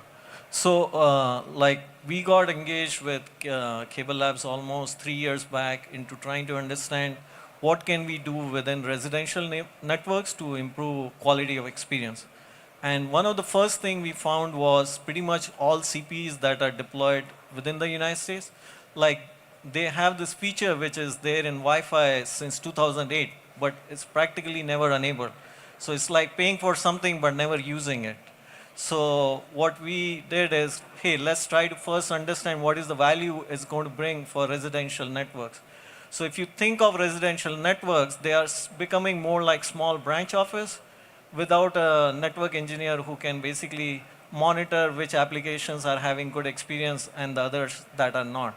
So we provided that data working back with Cable Labs, and we influenced the industry. We also had a white paper working with Cable Labs that showcased that, hey, operators, we have this Wi-Fi QoS or WMM feature that is part of all the CPs that are pretty much there everywhere in the world. Enabling these brings significant value for your end customer, so please go ahead and enable it. And there are a bunch of operators in US, like very big operators in US that have enabled that experience since then. Yes, and our projects like Quality by Design was a direct result of that collaboration that we did with Meta. We ran several tests in the lab with congestion enabled and saw the drastic improvement that WMM can provide. So that's really what we want to do, but in a more automated fashion, right? We want to look at the real-time metrics as the call is taking place, and depending on the performance of these applications, we can actually provide the root cause analysis back to the application builders. So the application builders can choose how they would want to present this to the end user, but this also allows us to open up opportunities to enable the resolutions, right? So as Sandeep mentioned, WMM is really key in the Wi-Fi in-home network, but there's also low latency DOCSIS and L4S that some of the applications take advantage of. For example, FaceTime from Apple that allows a more smoother user experience as well. Yeah, because you touch on the quality by design work and some of that work in there, and dig into it a little bit more in depth and a little bit more in detail. Because right now, when something goes wrong with a application experience, the user says it's my internet connection. They just do, and they're typically talking about Wi-Fi, and it's not always the case. Sometimes there's things, but having that two-way communication. Talk about some of the improvements you've seen. Talk about really what we've been trying to shoot for, this reliability score that's more encompassing than just a speed test, right? Yeah, and that's an excellent topic, and that's something that I'm passionate about. So let me ask you, how many here has had issues with a video conferencing call while you're working from home? All right, so lots of hands raised here. So I have a personal story to share, right? I talked to my mom who's in Bangladesh using Messenger and WhatsApp every day, right? And I love these apps because they help me stay connected to my mom. But my mom doesn't know technology or what is really happening. And over in Bangladesh, we have brick and mortar walls. So if she's moving from the living room to the kitchen, I have to find out what happened the next day because she has no idea, right? So that is really one of the stories that I always think about why I'm in this space. And quality by design is one of the solutions, right, that could provide a user who's not very technically savvy, but at least give some idea of what's happening. If she's really walking far away from the access point, maybe there could be a nudge on her phone saying, hey, that we're having some signal-related issues. Maybe you want to go back closer to the router. Now she knows to do that, but it took a while to get her used to that. So quality by design really allows the end user to have a solution that just works. So that is really the key for that. And then Sandeep, just kind of a little bit of your thoughts on more of a robust reliabilities type score to where we can better inform the user about what's actually happening. Because like I said, the speed test is great, but it just gives you your speed, and that's not always the case.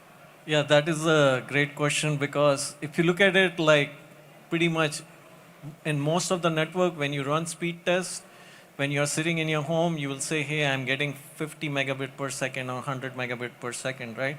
But you cannot do a Zoom call or WhatsApp call, which is like less than 2 megabit per second. So why is that a problem, right? It's because I think as an industry, for the longest time, we focus very much on solving the bandwidth problem. And bandwidth is an easier problem to solve because you basically go and deploy a newer modem at customer home. So it's like one and done kind of thing. A technician comes to your home, you have a bigger fiber pipe, and you're done.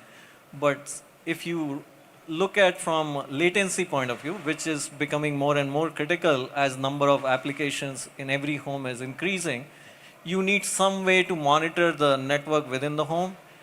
Not every home will ever have a IT staff to understand what exactly is going on. So QBD is a great initiative that allows you to abstract out all the information. Either it's coming from OTT providers like Meta or Zoom or Apple or any of these companies, and correlate that data with like CP information, CP telemetry to help the user with more informed decision. Hey, you are moving far away from Wi-Fi, please come back closer. The apps can do it, or the network through a mobile app can help the CP or the operator provider to basically provide more information. So right now, I would say that we are still in the early innings of it, But our goal is to be able to provide consistent experience, irrespective of whether you're buying a $1,000 Wi-Fi device at home or you are paying like $50 for that. So quality by design will abstract out a lot of cost and compute from the CPE so that you have a uniform experience irrespective of where you are. Yeah, thank you for the plug, Sandeep. So yeah, I also believe the same thing, but definitely reliability is really the new speed, right? Speed is rarely the issue these days, especially when we're in a video conferencing call. But as Sandeep mentioned, the reliability factor can be, also broken down into the foundational KPIs and monitoring them real time or near real time, like latency, jitter, packet loss, and bitrate. So those KPIs can tell us what, or have a close estimation of the quality of experience that the end user is having. Now, quality of experience is a really complex thing to measure because anything starting from the weather to the time of day can affect the quality of experience because it's very subjective, right? So what we're trying to do is by monitoring these KPIs to provide a more just-in-time fix, right? So the user doesn't even realize that something has gone wrong or is about to go wrong, and just before it does, it just kicks in with it QoS mechanisms to improve that user experience. No, it's great that you bring that up, Shafi, because it leads kind of in the next piece of around QBD is that there's different types of applications. As you said, the applications are evolving and they're going to continue to evolve with the introduction of AI. And so talk about like how do you create these network profiles and what does that mean? And give kind of an example of something we've all experienced, which is Wi-Fi congestion. It happens on a regular basis. Peak hours, everyone's home. Talk a little bit about putting these profiles together and what you can do in a scenario like that, just so people can better understand like how this works. Yeah, so quality by design focuses on 4 primary categories. So we have video conferencing, video streaming, online gaming, and XR VR related applications. So for each category, we look at the metrics coming from a variety of applications, right? So we've been fortunate to work with Meta, Zoom, and Apple, which are really the most popular of the video conferencing or real-time video applications. And what we are looking at is by testing these applications in a lab scenario to mimic as real as possible, but to see how much congestion can we introduce to see the impacts on the actual call. So on a Zoom call, you may notice that when the kids are home or there are people starting to stream Netflix, that's when you start experiencing the audio video going out of sync, packets dropping or frames dropping, and those are the tests that we do in the lab, and we look at the different thresholds that we are categorizing as an optimal performance level, suboptimal, or unusable. So during a suboptimal case, you're not having a really service impacting issue, but it is still on its way to deteriorate the call if it really falls down on the unusable level. So we have different thresholds for each of these categories that we have collected data from lab tests, so that we can identify and custom tailor the solutions for all these different categories. So you gave from the network operator perspective, what are great insights and how we can take action. From your perspective on the Meta side, on the application side, what are good insights for you that you can get from the network operators? So if you look at any of the OTT apps that are being consumed by like billions of users throughout the day, all these apps, if you compare, like I'm a little bit old, so like if you look at the early version of the internet apps, pretty much everyone used to do the same thing. Like they had no understanding of what the network was able to deliver for them. Now, if you look at the modern apps that are there today, like they have a very good understanding of what the network is able to deliver and what something we call as all the apps that are OTT apps that are consumed by billions of users every day, they are becoming more like self-pacing. And what I mean by self-pacing is that they will try to understand what throughput is the network capable of delivering, what is the round trip time I'm getting, what is the jitter I'm getting. And based on that, they will adjust the application experience. But a lot of times when you do this work, you are doing it in isolation because the app has only a singular view of the world and it treats the whole networks as one big box. So working on initiatives like QBD and all, where you can get some amount of telemetry data even from the access side of the network, that helps a lot for any OTT provider to be able to provide any meaningful resolution or meaningful experience for the end customer. So in a way, at the end of the day, by working like these two pieces of disjoint information, I call it right now, because right now none of the CP or the operator data is ever shared with a OTT provider, and the same is the case for OTT provider. Like even the non-PII data is never shared with the operator. So if there is some kind of balance where the two of these things can work together, you can dramatically improve the customer experience. So we've talked a lot about what's going on currently, the work that's active. Let's look a little bit forward, out a little further, right? Obviously, Meta is doing a lot with the immersive experience. The Ray-Bans, I see some Ray-Bans on in this audience now. Talk a little bit about what you think that's going to take to make more and more a reality, and what needs to happen with the network, not only with bandwidth capacity, but further out to the edge, right? What do we need to do as an industry to support these kinds of experiences as they become more and more prevalent? So I think one of the initiative, again, it's part of QBD. Sorry, I'm acting like a marketing person for QBD. But one of the thing what QBD is doing is session insights, one of the pieces of work. And when you have like a huge number of applications that are consumed within a home, being able to understand, hey, this session or this device is either a, let's say, XR device, or these sessions are doing WhatsApp calling, or this session is in a game, and being able to enforce a policy that provides the best experience for that end application or end device is going to be very important in the future. But also the other important thing is going to be like the session insight should not like result in these CP devices going from, let's say, $100 to a few $1,000. So like it's going to be a fine balance between, hey, how do we provide very meaningful session insight so that you can essentially get the best experience within the home at the lowest price points. And that's what always will sell in like a consumer industry, because like no consumer is going to pay like few $1,000s for something to be adopted at scale. Yeah, and the natural evolution to Session Insights API was to look at how these different applications perform in a household environment among other IoT devices, other application types, and especially with different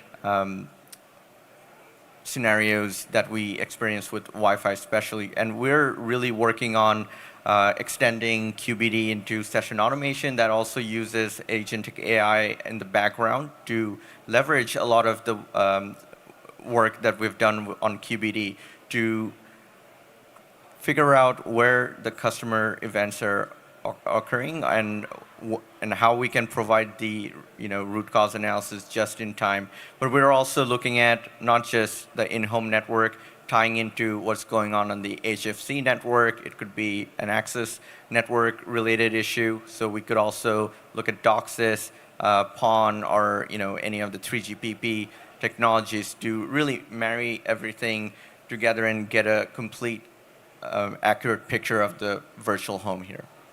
So you bring up the session automation, which is essentially having AI run inside the home. These agents act on your behalf.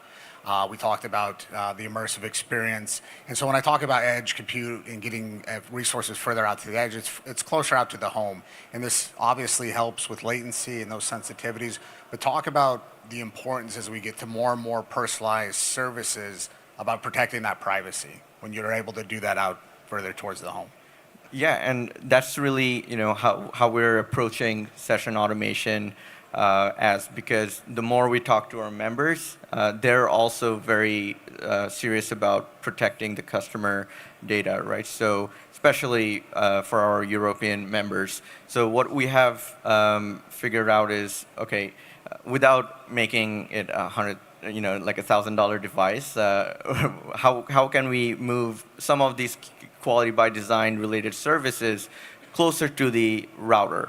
And we have some proof of concepts that are looking very promising, where the quality by design services are essentially just running as close to the edge as possible without having any cloud interaction while we're doing the data collection. So a lot of these analyses are happening within the home network, and only when an anomaly is detected, if we need, we reach out back to the cloud. And then your take on that as well, Sandeep. Yeah, so I think AI agent, one of the good thing that we'll see in the near future is they can act on behalf of a residential customer to provide a bridge between what can be shared with a network operator and what the AI agent can act on behalf of the residential customer without exposing any PII data for the residential customer to bring meaningful intervention within the home. So that's one thing. Now, from a meta point of view, any work what we do right now, we do not look at per home data. We always look at the aggregate level data. So if we are working with the top operators in the US, we typically will look at the regional view of the thing, try to understand that, hey, we'll provide a heat map of what the QoE numbers look like in different part of the world, in different parts of the country. So we can do a breakdown, let's say in California, between Northern California and Southern California, what the QoE metrics are going to look like, and share that information back with network operator. So we right now look at it at a little bit higher level compared to being able to diagnose, where some of the very good work what QBD is doing is being able to influence within a home that, hey, if the Zoom call is going back, can I elevate the Wi-Fi QoS for this application so that they can get a better experience? Right now we do not do that, but because we look at all the data from aggregate level point of view. So. Perfect. So kind of last question here as we're about to wrap up. We come back here in 3 years. How do we know that we got this right, that we've built these partnerships, that these ecosystems have grown based on your personal opinions, right? We're not saying this is definitive, but want to get your insights of, did we get this right? Are we headed in the right direction? How would you measure that success if we come back here 3 years from now? I have a great answer for that. For me, be the judge of that. For me, it's when I'm on a call with my mom and there's an issue with the network, she is the one who's telling me what to do, and it's not the other way around. I like that, Shaf. Oh, that's a pretty good answer. I'll give it to you. That's good. Yes, yeah, we got some mothers in the crowd. Good job. Earning brownie points. So I think my point of view is if we take a audience poll in 3 years from now, and if we ask how many of you are having a bad Zoom experience, none of the hands should go up. If we are doing that, then I would feel that we spend very good, meaningful 30 minutes, the operators. I know in the US they're on a path of implementing Wi-Fi QoS and a bunch of other features that should improve in home experiences. But please work together so that we can improve the residential experiences. Excellent. So, yeah, I want to thank everyone for their time. Hopefully this was insightful. It's certainly one thing you learned, Shafi loves his mother very much. That's a good thing. Attaboy, Shafi. And yeah, thank you for all your time today.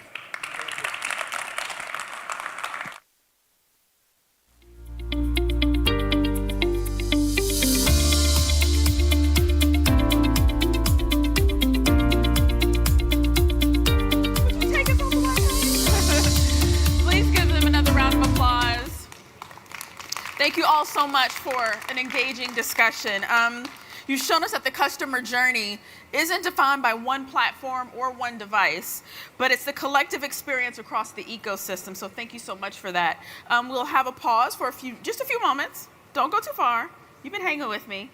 I remember this face. Please don't go too far, because up next we will have a panel on cybersecurity. So just a few moments. Thank you.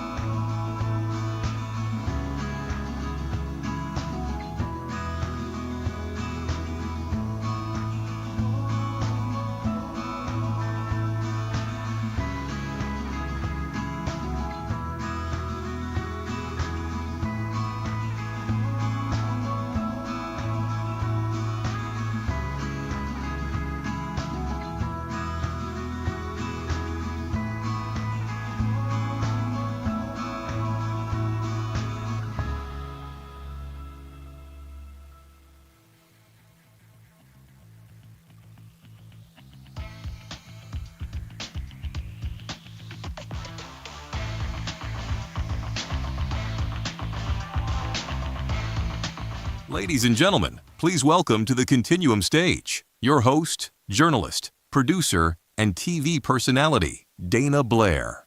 Get used to that. I should. We're on day 2, but I can't. Thank you so much for coming back, everyone. Cybersecurity remains one of the most pressing policy and operational challenges in our sector. As threats evolve, so too must our strategies for defense, resilience, collaboration, and trust. This session, Cybersecurity Priorities, begins with a keynote from Brian Schreiber, Chief Information and Security Officer at Cable Labs. He'll walk us through how the industry is strengthening its security posture and collaborating across public and private sectors. Please welcome Brian.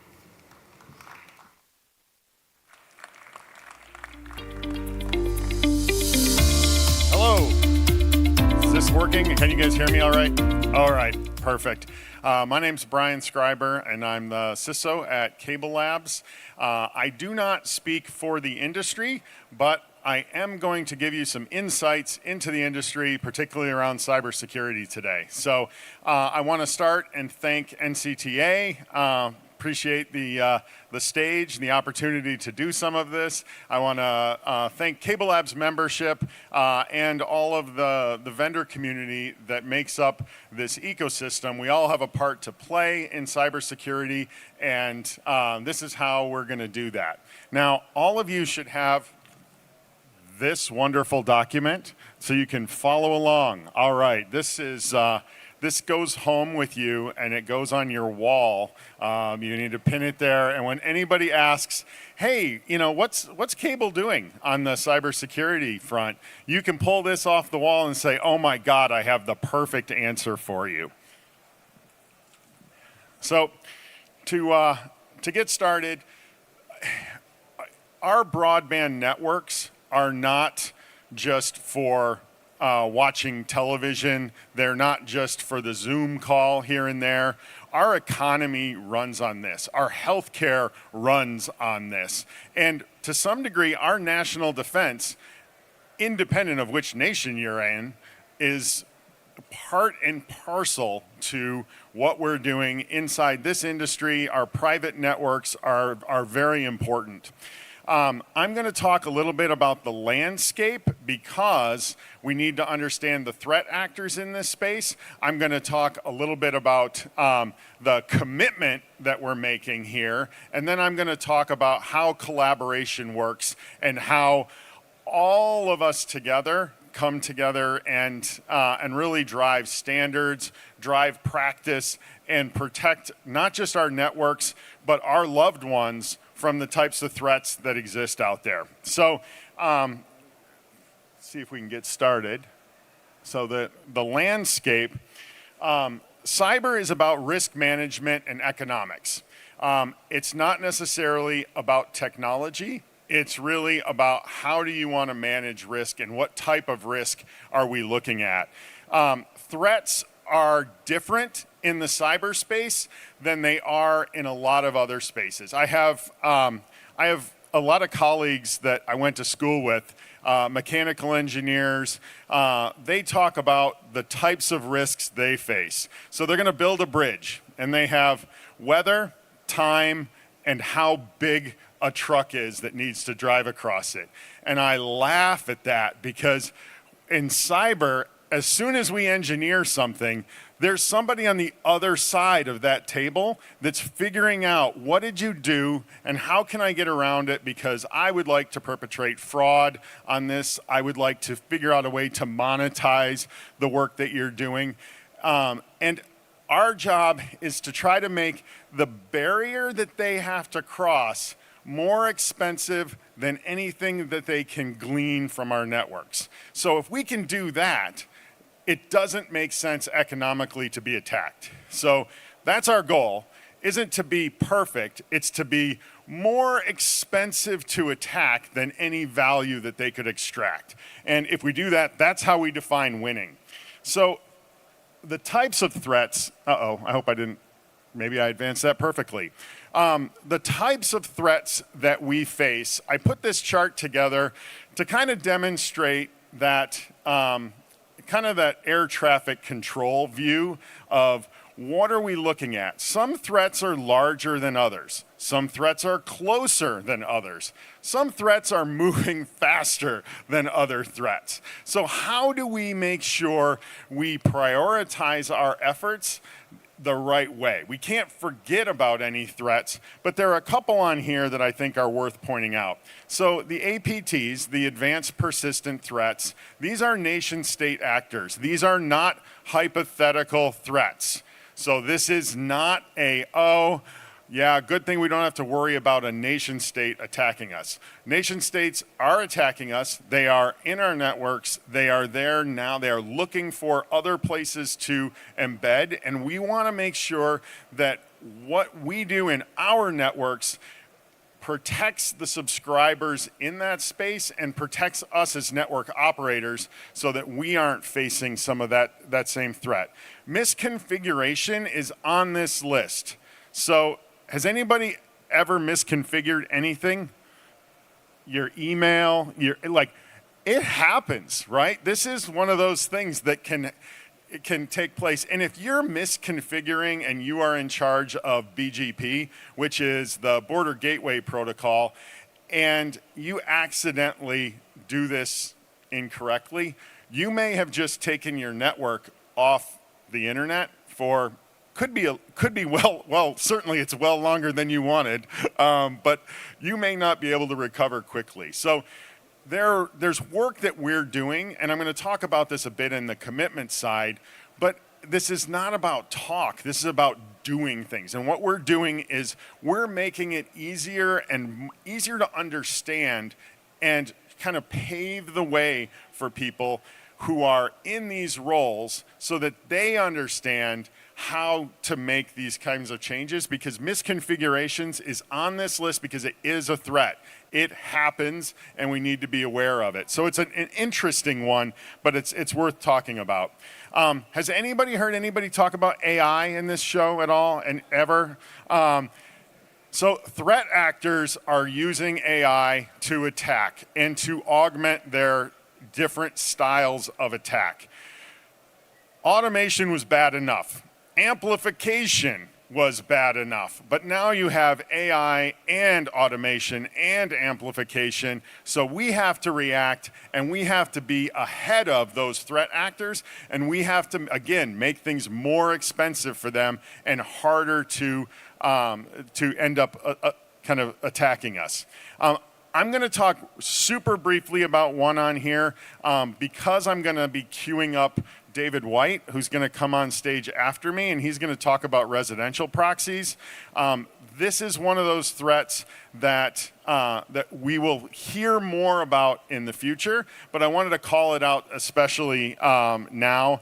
And then the last one up here that I'm going to talk about isn't as much a threat as it is something we have to be aware of. When we created cryptography, and by we, I mean humanity, so this is we in the very large sense, good job us. We created this great tool that allows us to right here in front of everybody, we could have an exchange of information. You could all listen, and when I talk to Rudy, we could end up, and Rudy and I will have a secret, and all of you heard every single thing that we just communicated, and you won't be able to understand our secret. It was a phenomenal piece of technology and advancement. The math for this, it's what you've heard of as RSA. It's the handshake and the exchange of keys. This allows modern commerce to take place. However, some of the advancements in quantum computing may offer risks to this exchange. So we have to come up with alternatives. Good news is we've got some alternatives. Bad news is we have some alternatives and we don't have an alternative. So we're going to get there and we're going to make that advancement. But it's an important piece that fits in here. So where does security fit in the overall ecosystem, and how, hit that? Let's get you to this slide. Where does this fit with the Cable Labs view of eras, right? We have talked about this slide. You've seen this slide before. It's been on the main stage. The speed era is kind of in its kind of upward trend. We're kind of in the logarithmic section of that, and we're in the experience era. And if we want to look at advances, we're going to talk about how do people interact with our networks? What do those folks do in the network that gives them the experience that they're going to be happy with? Well, you interact with networks through your devices. So whether that's at home, whether it's your Ring doorbell, whatever devices you have, your mobile phone, your watch, your computer, your tablet, everything that you do that is an electronic component is how you interact in this digital world. And if we can make that so secure, but so easy for you that it's almost transparent, you don't see that security, then we're doing our job. If we make it so you have to jump through 6 more hoops and you have to call tech support and reset your 5 millionth password, we're doing it wrong. So it's how do we make this simple? How do we make this easy? That's the big part of how we're going to fit in this experience era. Security up till now in this speed area, security was hey, table stakes, you have to have it, it's going to be important. We don't want to not have it, and we have the economic issue. Today, security becomes a differentiator. This becomes how do you interact with your subscribers in a way that separates you from competitors? How is your network easier to use? How is your network safer? How is your network more secure? Those are the pieces that are going to make a difference. This is how security fits as we go forward. So this is why I'm excited about this. I hope you guys are too. The IoT mobile devices, I think we talked about that. Maybe it's because I'm holding it behind here. So inside Cable Labs Tech Vision, this is where security fits. We are one part of a much larger whole. So security is not the only issue. Security and privacy evolution fit inside a lot of work that's happening. So it's not the only thing, but it's clearly the most important thing. All right. Often my peers are here, and that's a nice jab at them. But all right. So the cybersecurity commitment. Everybody know who Billy Idol is? Yeah. All right. I have to ask. He actually has a newer album, and one of the lines in there, and a song I like, is "Talk is cheap, or so I'm told." And I just love the irony of that because it fits with, hey, are we making a commitment? Are we here just to talk about stuff? You know, we can jump on stage and we can talk, but the real truth is, what are you doing? How are you engaging? What have you delivered? How do we measure this? Where's security fit in this ecosystem? How do I sell more products because I've got a more secure ecosystem? That's the part of this that I think is going to be fun. We are involved in all the projects that happen in cable. And by we, security practitioners, and they should be. And they should be there from the very beginning. But what we're doing inside Cable Labs, there are 6 main areas in the center. Those are our primary vectors. What are we doing? How are we delivering in this space? This is part of the commitment that we're making. Not a statement, not a phrase. This isn't our cybersecurity phrase. This is our cybersecurity commitment, and this is to the subscribers, this is to you, the operators, this is to the vendor community. This is a commitment. We are continuing to look in this space, and we're working on solutions. So supply chain, infrastructure, there are threats here. We're looking at how do we stop that, and we're publishing on this. We're working with the practitioners on real practicable opportunities. Cryptography, we're looking at the advances in cryptography. We're explaining how it can work with cable. We're working with the vendors. We're engaging. We're talking about what can go in, what's hard to go in, how do we get around this curve and advance it. AI security. How do you protect your network from threats that use AI? How do you protect your AI? How do you even know if the AI you downloaded off Hugging Face doesn't have malware in it when you put it on your engineering computer behind your firewall? It's pretty hard, is the quick answer to that. It is a dangerous space, and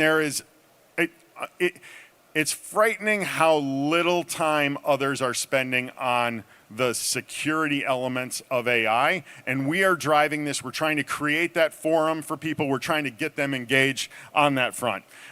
We've got a number of labs. Cable Labs runs the PKI that is the backbone for the entire cable industry. So every DOCSIS cable modem has a bunch of certificates in there. Those certificates are run out of Cable Labs, our team. We know what's going on. We know which device is real. And because we do, you guys as operators also know which device is real. So that is an incredibly important role, and we take it very seriously. We do manage the trust in this ecosystem, and in no small way. This is a massive responsibility. It's part of our commitment. We will continue to do this, and we will continue to drive the type of cryptography in there that is resilient to the quantum threat, and we're pushing the boundaries all the time. So we are looking at that. Secure smart homes, all those devices in your home, we want to make sure that they operate the way you expect them to operate, not the way the threat actor expects them to operate. We don't need a home full of botnets. We need a home filled with devices that do what you bought them for and to make your life easier. Back to the experience era. That's how you experience the network. Safety and the security of that, the trust that consumers put inside our network operators, that's the commitment that we're making to you. So we're involved in a number of these different elements on here. You have this in your handout, so you can dive in and at your leisure and on the plane, and when you get home and talk to your spouse, you can show them this, and you guys can talk about it at the dinner table and say, what else do they do? And you can ask them if they can guess what else is on the list. But the part on that last slide that I didn't cover was tech policy. I think there's an interesting change on the policy angle and the amount of effort that we're spending on tech policy as an industry. If you look 10 years ago, it was really Spectrum was the issue. And now cybersecurity, because of its role in the national security in the home, this is definitely one of those areas that we are spending a good amount of time looking at and advising and really helping to inform the industry. So that the tech policy is something we take very seriously. This slide, the 4 different areas where we deliver value inside the home, gateway device security, how do we make the modems safer? We aren't just about DOCSIS. We aren't just talking about the protocol security. What we're talking about is, hey, does this thing have secure boot? How is it protecting the key information? How is it getting updates? When is it getting updates? Are those updates signed? Are they co-signed? Is it the vendor and the operator signing this? How can I know for sure that I can trust this update? How do I know it's the device I want it to be? The enterprise, we're doing a lot of work in the business solutions for operators. So we're really trying to make sure that like ransomware tools are available for folks. Network infrastructure, this is where we're looking at, of course, DOCSIS. We're looking at PON and the security for PON. We're looking at how mobile devices, we show up at 3GPP. I'm going to talk about this on the next slide, but we work on security for mobile devices. And then the internet ecosystem, I talked briefly about BGP, which sounds kind of a little random. It sounds like I made up the acronym, but this is the Border Gateway Protocol. This is how bits get around on the internet. This is the Google Maps of the internet. And if you screw up your BGP, you can screw up how people don't get to your house. And if that was the intention, if the in-laws are coming for New Year's, but you don't really want them to, right? That's what's going on here. But really the work we're doing is how to make this easy to understand and easy to use for folks. So the So I hit that. There we go. So public-private collaboration. I'm gonna bring this slide up. We no longer are the only place where there is a discussion around security. It used to be, 20 years ago, DOCSIS security. You go to Cable Labs, we define security. This is how it's going to work. And if you're a vendor, you don't get certified unless you follow this, and that's how it works. Now, security is global. And in order to do this, we have to engage in a number of different organizations. 3GPP on the mobile front, we're incredibly effective there. When we talk about CSA on the IoT side, we're effective there. We engage with NIST, we engage with CBRS. We are almost all over. We're selective, but when we show up, we're effective. So selective and effective on this, that's the main part of our engagement. And then the final slide that I'm going to leave you guys with before I bring David up here, this is a summary of what you have in your hand. We are probably the 5 big takeaways. The experience is important, simplicity of security, the collaboration. We have to do this globally. We have to work across industries. We have to work with standards bodies. That's how we're going to be effective. We need to invent. We need to innovate. That's part of our job, but that's also part of all of our job. So when we find new ways to do things, we have to communicate that. And then, of course, the outcomes, where we deliver on this commitment. We deliver in the home, we deliver in the enterprise, we deliver inside the core network, and we deliver on the internet ecosystem. So with that, what's the most important attribute right now? Security. Let's try. No, I won't do that. All right. Thank you for being a great audience. Appreciate it.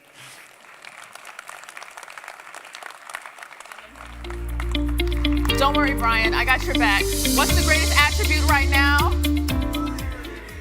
There we go. That's how we keep the party rolling. Please don't go anywhere, because right up next, we have David White, VP of Security Solutions Engineering for Comcast, to discuss their latest efforts to keep the network and customers connected and secure. So please give him a round of applause.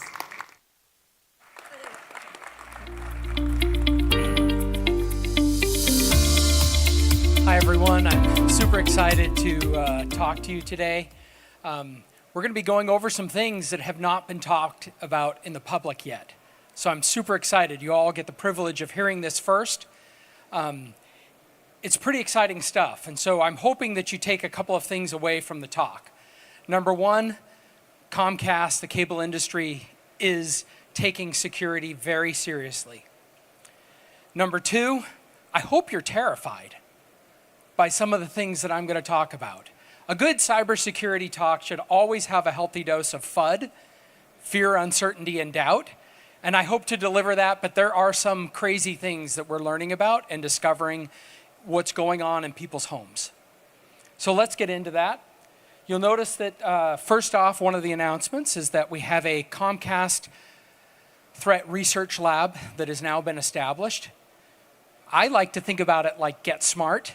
If you remember the movie Get Smart with Steve Carell, right? The control versus chaos, and then they had the old TV series of Get Smart.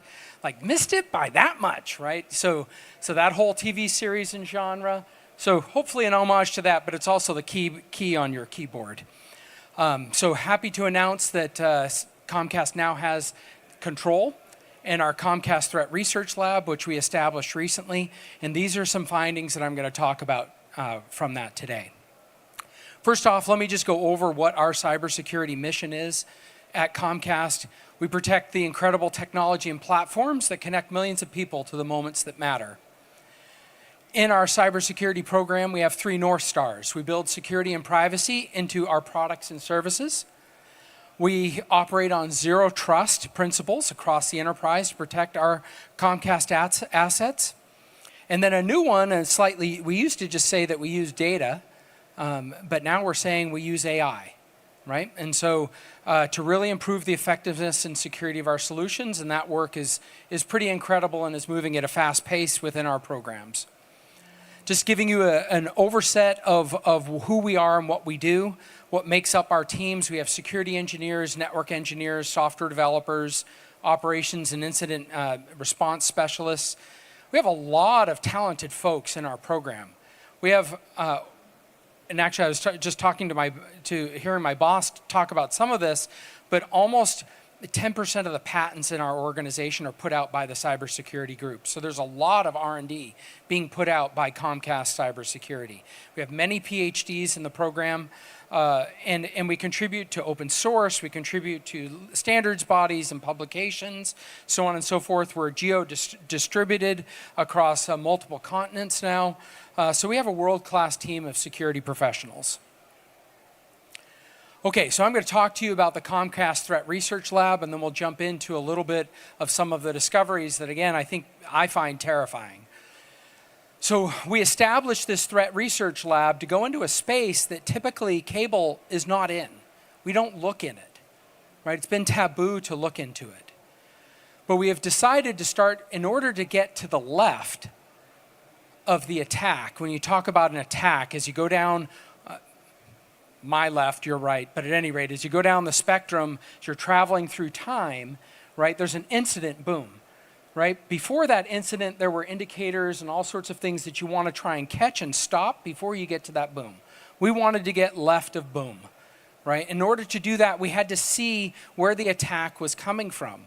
In some cases, we saw, disturbingly, that this attacks were coming from our own networks and from our own subscribers, which again is slightly terrifying, right? So we have guidelines in which we act and we look, but we're looking for proactive identification of cyber threats across our subscriber space, within the bounds of consumer privacy and consistent with our public statements on privacy commitments, right?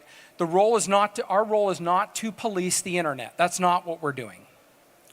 Or which websites or which apps people are using or visiting. That's not what we're doing. We're trying to identify systemic issues in our subscriber threats that pose threats to both us, our subscribers themselves, and our nation, because Comcast is part of the critical infrastructure for the United States. So identifying those systemic issues and then creating remediation and resolution pathways based on these findings. So I'm going to dive into one of the first areas that we've been investigating, and this is something that's been loosely termed a residential proxy.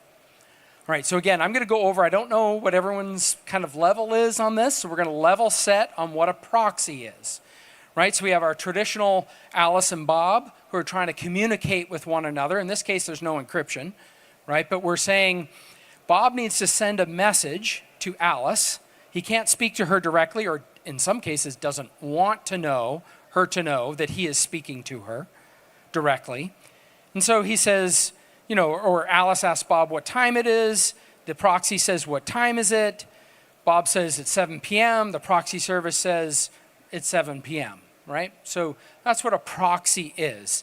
So when we talk about a residential proxy, it's the same intent, right? So what will happen is there is software installed in people's homes, on people's devices, that is running, that is allowing someone from the outside to communicate through that piece of software and then go back out traditionally to the internet. And so therefore it scrubs the identification of the person who is searching the internet. Right? There could be some valid reasons for that. You might want to be a researcher. You might want to be a journalist. And you want to preserve journalistic integrity. I would argue there's other ways to do this, right? But there's also a lot of ill-intentioned activity, right? We have recently seen it across advanced persistent threats, which are generally nation states. We have seen this residential proxies being used as part of this.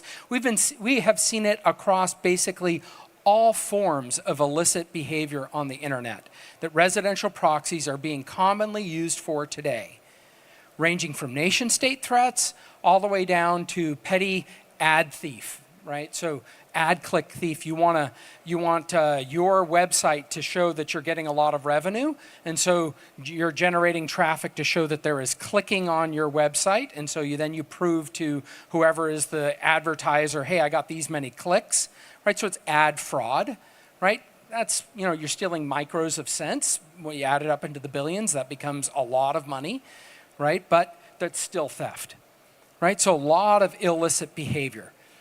The next part about this is also terrifying, is that people are part of this either willingly or unwillingly. So you could do a search on the internet and search for ways to earn beer money. I didn't even know this was a thing. But there's a thing, like what's your side gig to earn some extra money? Maybe you don't have to report it to someone about, hey, where'd you get the extra cash? But you can earn some money so that you can have beer with your friends on the weekends, right? So one of the ways is, hey, you can run a residential proxy in your home for a month. We'll give you $5. You load up 40 of these, 40 times 5, you can buy your beer for the weekend, right? At least one weekend a month. So in that case, you're getting a check. You know what you did. You don't know how your device in your home is being used, but you know what you did. You signed up for it and you're getting paid. We call those willing. There's also unknowing. When you or your child download a video game or a game onto your phone or a tablet, or now you have apps for TVs, right? And you agree to that long bunch of BS that you don't really want to read, inside there was you agree to use your home as a residential proxy service. By the way, you're also violating terms of service for using the internet in your home, at least with Comcast's terms of service, right? But you agreed to that, so that's unwillingly you agreed to let your device and your home internet be used. And then there's just malware, right? It just came in, it got packaged with another piece of software. You didn't even know it there. They don't even declare it's there, and it's now on your computer and it's being used, right? So, and I do want to point out that these networks, again, can be used not just to do illicit activity, but also launch pretty sophisticated cyber attacks. Okay, so that's a res proxy. Now, what I just told you, except for the part about how much it's being used in terms and how bad it was, I think a lot of people just felt, what does it really do? It's ad click fraud, right? It's trying to log into someone else's computer. Like that's not that bad, right? We just kind of let it go. Or it's piracy, like you're using this computer to view a sports program in a different part of the country because you have a blackout. What's wrong with a little piracy every now and then, right? So many people kind of thought, oh, it's a gray area. Of course, these are all illegal activities, right? But it wasn't known, like when you start saying, no, it's being used for nation state activities. It's being used to launch DDoS attacks. It's being used to do things that actually really, really impact revenue generation, that really impact businesses, can put businesses out of business, right? So that's bad. So the latter part of that, we're saying we have seen this and we know it's happening. The first part, though, and the next part that we're going to talk about was also not known. So you can go to companies, and I'm not allowed to say their names because we've heard they're very litigious, but you can go to companies on the internet and say, hey, I want to rent an IP address in Charter space, Spectrum space. I want to rent an IP address in Comcast space. And for X dollars a month, you can get that information, or you can get that IP address and you can proxy your information through that IP address. Well, guess what? Charter and Comcast are not getting anything part of that rental, right, agreement. But someone else is using that. And for the longest time, law enforcement, and they have taken down a couple of these res proxies. You can check out the news for some of them. I think the 9/11, SOX 5, those are some common ones, or known published ones that were taken down by the FBI. The common thinking in this, though, was that it was these resellers that were doing it. You go online, you say, hey, they're renting a Comcast IP. They're the ones doing it. They're the ones committing the fraud, that we should go after them. Well, it turns out that's not even the case at all. There's a very sophisticated, hidden infrastructure and architecture where at every layer of it is plausible deniability. These people who are selling it to you, they just rent space in what we like to term herds of residential proxies, and I will get to that in just a second. They're just renting space in that. And they allow their users to go through it. Well, those herds have no deniability. They don't know why anyone is using their infrastructure. They just have their infrastructure, right? And so it's several different layers. You have, well, that's not me when you go through it with law enforcement. But put together, it's pretty incredible. And then, again, I want to just kind of foot stomp that what we're tracking as of today is there are 2.2 million residential proxy devices just in our network that we're seeing. And that's what we're seeing today, right? That is a lot of devices spread out across our customer space. That is a lot. And again, what they're being used for, credential stuffing, phishing, ad fraud, spam, data exfiltration, this whole list, right? It's a great way to hide yourself in plain sight. Why do they want to do this? What's the benefit of using your home? What's the benefit of using, let's say each one of these is in a separate home. That's not true. But let's say there were 2.2 million. It's probably more like, I don't know, 1 million, because some people have a lot of devices in their homes that are doing this. But let's say there's 1 million homes spread across our network. What criminal benefit would I get from that? Hiding. I can hide in plain sight. I hide in your home. It looks like your home is doing all this bad things. I'm the adversary. Instead of like exfilling my data to X bad country, I'm just going through your home, man. It's a perfect place to hide. It's the perfect camouflage. So that key finding, again, I'm going to hit on that, is a key finding that Control has made. And in some sense, we're opening it up. This is the first time we're publicly talking about it. So first time we're talking about it is that we have identified these herds. We've identified, because what happens, and it's super interesting, again, this is a picture. I just talked about these resellers. I don't know if I have talked about these resellers over here that you can buy an address. They interface with these wranglers, right? And then there are herds of homes or devices or businesses, because guess what? These aren't just in people's homes. Do you think the only place people install software is on their personal devices? They're in servers, right? These are in your corporations. These are in government entities and corporations, right? So that's the home building here is a just notional construct for a moment. Right? But so we have herds of this. And the reason we got to this herd level is we would see these devices pop up in the tens of thousands. We'd see them pop up for a day. And then we'd like, okay, watch that device, watch that home, watch that IP address. And then it goes away and it'll be gone for 6 to 9 months sometimes. And then it pops up again. Like we're like, what is going on? Well, these guys are really smart. So what happens is when you do a lot of bad stuff on the internet, the device or the thing, the IP address that you're using to do bad stuff gets flagged as you're a bad site. Like, we shouldn't trust you. The internet should no longer trust you. So there are sites that track this, and your reputation score goes into the toilet. Right? So these guys are smart.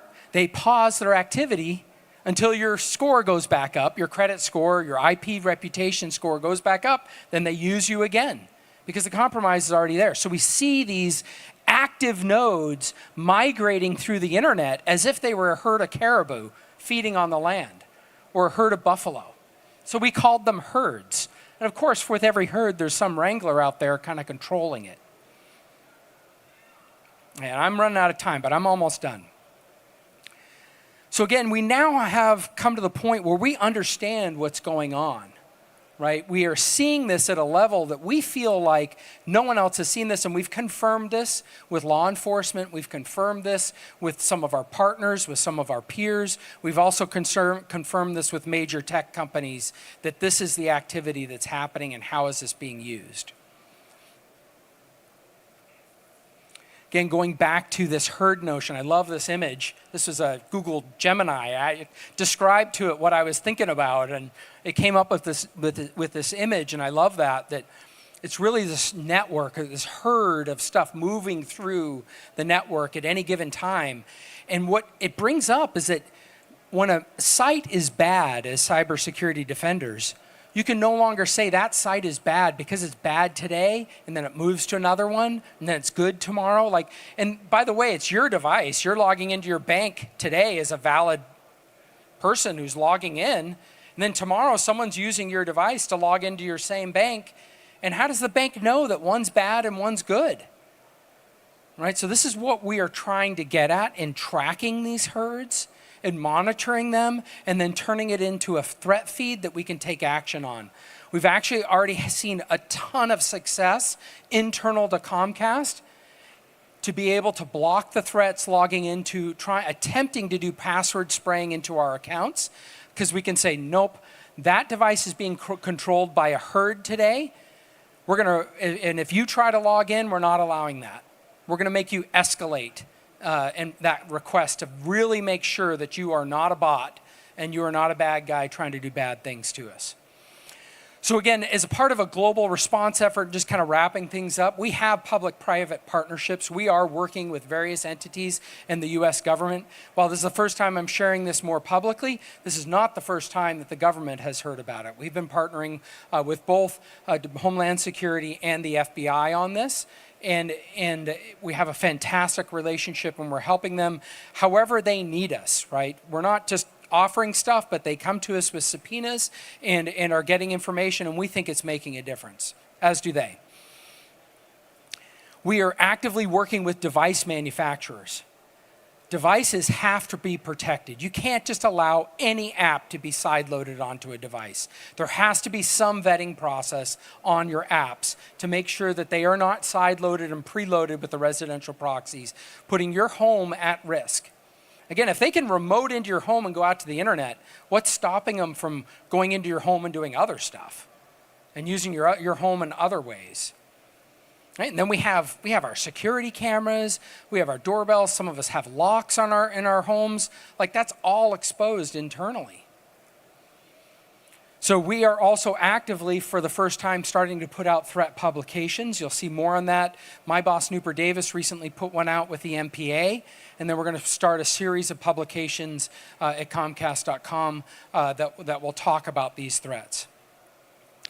And again, I mentioned at the end that we're actively using this now successfully to make our customers more defended, to make sure that their accounts and information are protected, and then we're actively using it other ways to secure our network. Okay, with that, hopefully I gave you a healthy dose of FUD, right? If we got some fear, uncertainty, and doubt going on.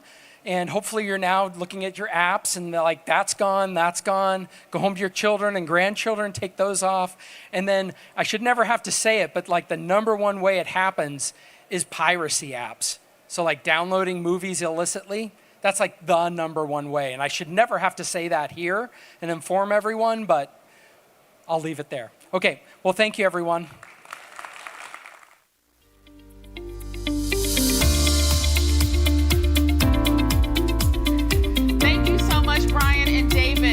Conversation. Did y'all learn something? I learned that I need to hang that on the wall and maybe use it for my hinge date. I don't know.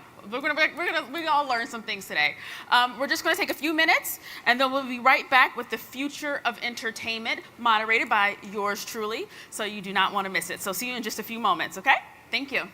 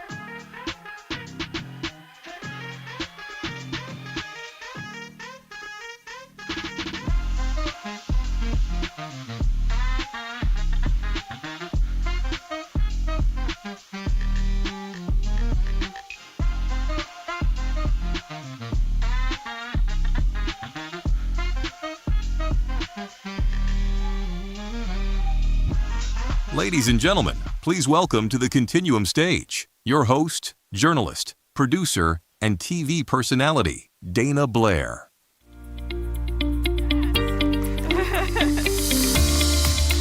All right, are we gonna finish strong? That was not in unison. Are we gonna finish today strong? Yes, yes, yes, yes, yes, yes. Up next, to close us out for day 2, our final day here on the Continuum stage, we have a conversation around the future of entertainment, something I know a little bit about. From enhanced 4K and mixed reality to holograms and immersive gaming, tomorrow's experiences will depend on today's networks. This session, The Future of Immersive Entertainment, brings together leaders who are shaping what's possible. Please join me in welcoming Nitin Bhargava, VP of Business Development of Looking Glass, Dan O'Brien, President Americas for HTC Vive, and John Kuzin, SVP Spectrum Policy and Regulatory Counsel for Qualcomm. Please give them a big round of applause.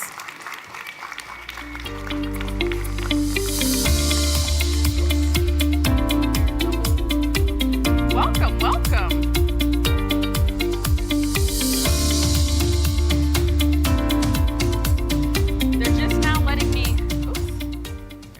They're just now letting me sit down on the stage, so I'm feeling really, really snazzy about that. Gentlemen, thank you so much for joining us. Thanks for having us. Thank you for having us. Thank you. Before we dive into the future of immersive entertainment and we start to get a little too technical, I want to ground us all in one particular question. The why does this matter? The so what, right? We're asking people to put goggles on, helmets on, pieces and things, and immersing themselves in these experiences. Why does this matter, not just to those of us in the industry, but to audiences, creators, and communities everywhere? And Nitin, let's start with you. Sure. Okay, so immersive storytelling. I don't know, from the dawn of civilization, right? People have been telling stories. That's what people want. They want to be swept away. They want to go into whatever myths. They want to go into the places they could only imagine. People have been telling stories for forever. People have been going to plays, reading books. They're now going to movies. They're going to VR experiences. There is no question that people want more of this. People want to be that much more swept away. I don't think you have to ask the question, do people want more immersion? They obviously do. And so it's our job to build the tools to actually provide that. How can we put them more closer to the stories they want to be a part of? And then how can we really level up what is table stakes today, which is like on-demand video, on-demand movie, anything like that. Thank you. Dan? Why does it matter? I think, we've been working on connectivity and entertainment since the start of our company, 20 plus years ago, where we were making the first Android smartphone to the first 4G LTE devices. We've always been about bringing technology and pairing that with creativity and just putting that in your hands. Now we're just putting it on your face. So, but where things are going is just being a more informed, user, being able to access data more eloquently and, right at your fingertips. And so, we've been working on it from a perspective of how do you get, content, this very immersive storytelling and the storytellers and what the creatives are actually developing, how do you get that to somebody in a way that it's useful or that it is entertaining? The 3D TV really did fail because we asked people to do the same thing they were doing before and just put something on their face. They didn't want to do that. But to now change how you interact with data, how you interact with entertainment, that's what we're really working on now. That's what the problem we're solving now. And I think that's why, and I think it's going to be hugely valuable to not only entertainment, but to education, to commerce. It's a totally new paradigm shift in how we interact with data and information. Thank you. John? Yeah, thank you. So Qualcomm is a connectivity and compute company, and we view this platform as a means of providing new experiences for consumers as well as the American worker. And I'll give you 2 examples. With regard to the worker, what this technology could do is a repair person can come to your house, put on a pair of glasses, and review an error code and get instructed on how they should fix an appliance. And then you could go to the next step. What is the next step? Why do you need a repair person if you yourself could download an app and fix your own appliance if you're so inclined? So things of that nature, having on-device capability in order to just do things that, you know, improve productivity, save price, etc. On the entertainment side, one application that I would love to see, and I don't think we're too far off, is going to a sporting event. We're now entering the baseball playoffs. What I would love to see is an application where you put on eyewear and you could be in the stadium. You could also be in your house. And you could say, I want to watch this game from the perspective of the umpire. Or I want to watch this game from the perspective of the second baseman. You know, these are just a few of the examples. The last thing I would say is I think this technology also opens a new realm for people with disability. Someone who can't hear will actually be able to have eyewear here and print what someone is saying on the glasses and then engage with that person, maybe even through AI, and have a conversation. Also for people who can't see, similarly, it has the capability to tell the viewer what are you actually looking at and help with navigation in the city. Go on a tour by yourself when you're either vision impaired or hearing impaired. So that's just a few of the examples that, you know, I'm excited about and, you know, we're all trying to enable. No, those are amazing. And thank you so much for each of you for sharing that, because it helps to paint, you know, a more clear picture and really open up that aperture on all of the possibilities, right? Nitin, Looking Glass is really pushing the boundaries of holographic experiences. So I'd love to get your perspective on how these advancements move from wow moments into everyday impact. So as a multi-gigabyte network becomes more common, which industries beyond entertainment, such as education, which I believe Dan mentioned, design, or healthcare, do you see adopting hololuminescent displays? So I guess, like with all things, it all goes one step at a time. Right, right. So we make holographic displays. You can see them right around the corner over there to enable these digital experiences in physical places. We don't think of our displays as entertainment devices first. I think it's similar to the way people think about computers. You don't think of it as like an entertainment device. You think of it as like an everything device. And I think with all of these technologies, that's what they are. They may start in entertainment, they may start in storytelling, but they can really go anywhere because it's about delivering information in new ways that not only educate, not only entertain, but then also actually change the way that information is delivered fundamentally. And that can help in different kind of industry and training and medical and in all of these industries that you spoke to. So you start somewhere. Right, right. And then you just go everywhere. And I think it's similar to the way computers started as well. But beyond connectivity, how could AI-driven rendering help make these experiences more mainstream? Yeah, for sure. I think, you know, the thing is with all of these AI tools, it just makes content creation that much easier and provides all of these new tools for creatives to build. With that, we're giving new platforms for people to build on and build within. And I think the merging of these things from a 3D rendering perspective, from a video creation perspective, will just accelerate across the board what people can do with these new technologies. Thank you. John, I want to jump over to you. Continuing this thread here and leaning into the needs of people, immersive entertainment requires instant responsiveness. How do you see AI, edge compute, and spectrum technologies working together to minimize latency so overlays and interactions feel natural in these moments? Yeah, thanks for that question. So one of the things that Qualcomm is very focused on presently is a concept which we're making real called hybrid AI. So this is AI that runs simultaneously on your device as well as in the cloud.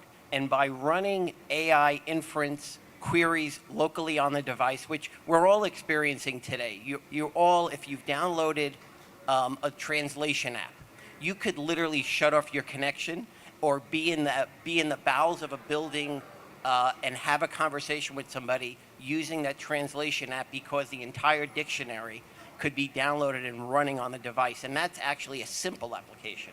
So in terms of your question, running on running on device is power efficient. It also keeps the data closer to the user, more secure, more private. And in terms of the responsiveness, the latency is close to zero because you don't have to reach to the cloud through, Wi-Fi, 5G, 6G, et cetera. So it's critically important. And in our view, they work in concert, where there's going to be times for the more complex queries, you're going to have to reach out to the cloud. For that, Wi-Fi, super important. When you're outside on the street, 5G, and in the future 6G, critically important.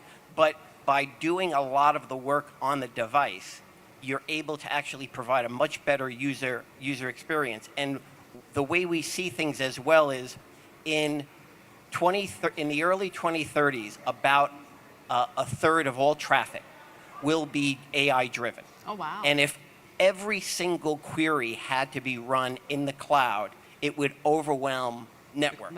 And that is a problem. So it's critically important that we continue to foster and develop on-device capabilities as well as network capabilities, and they will work in concert in order to meet, the needs of the future. Thank you so much for sharing that, because I didn't even think about overwhelming the cloud. Like right now, I couldn't wrap my mind around that possibility.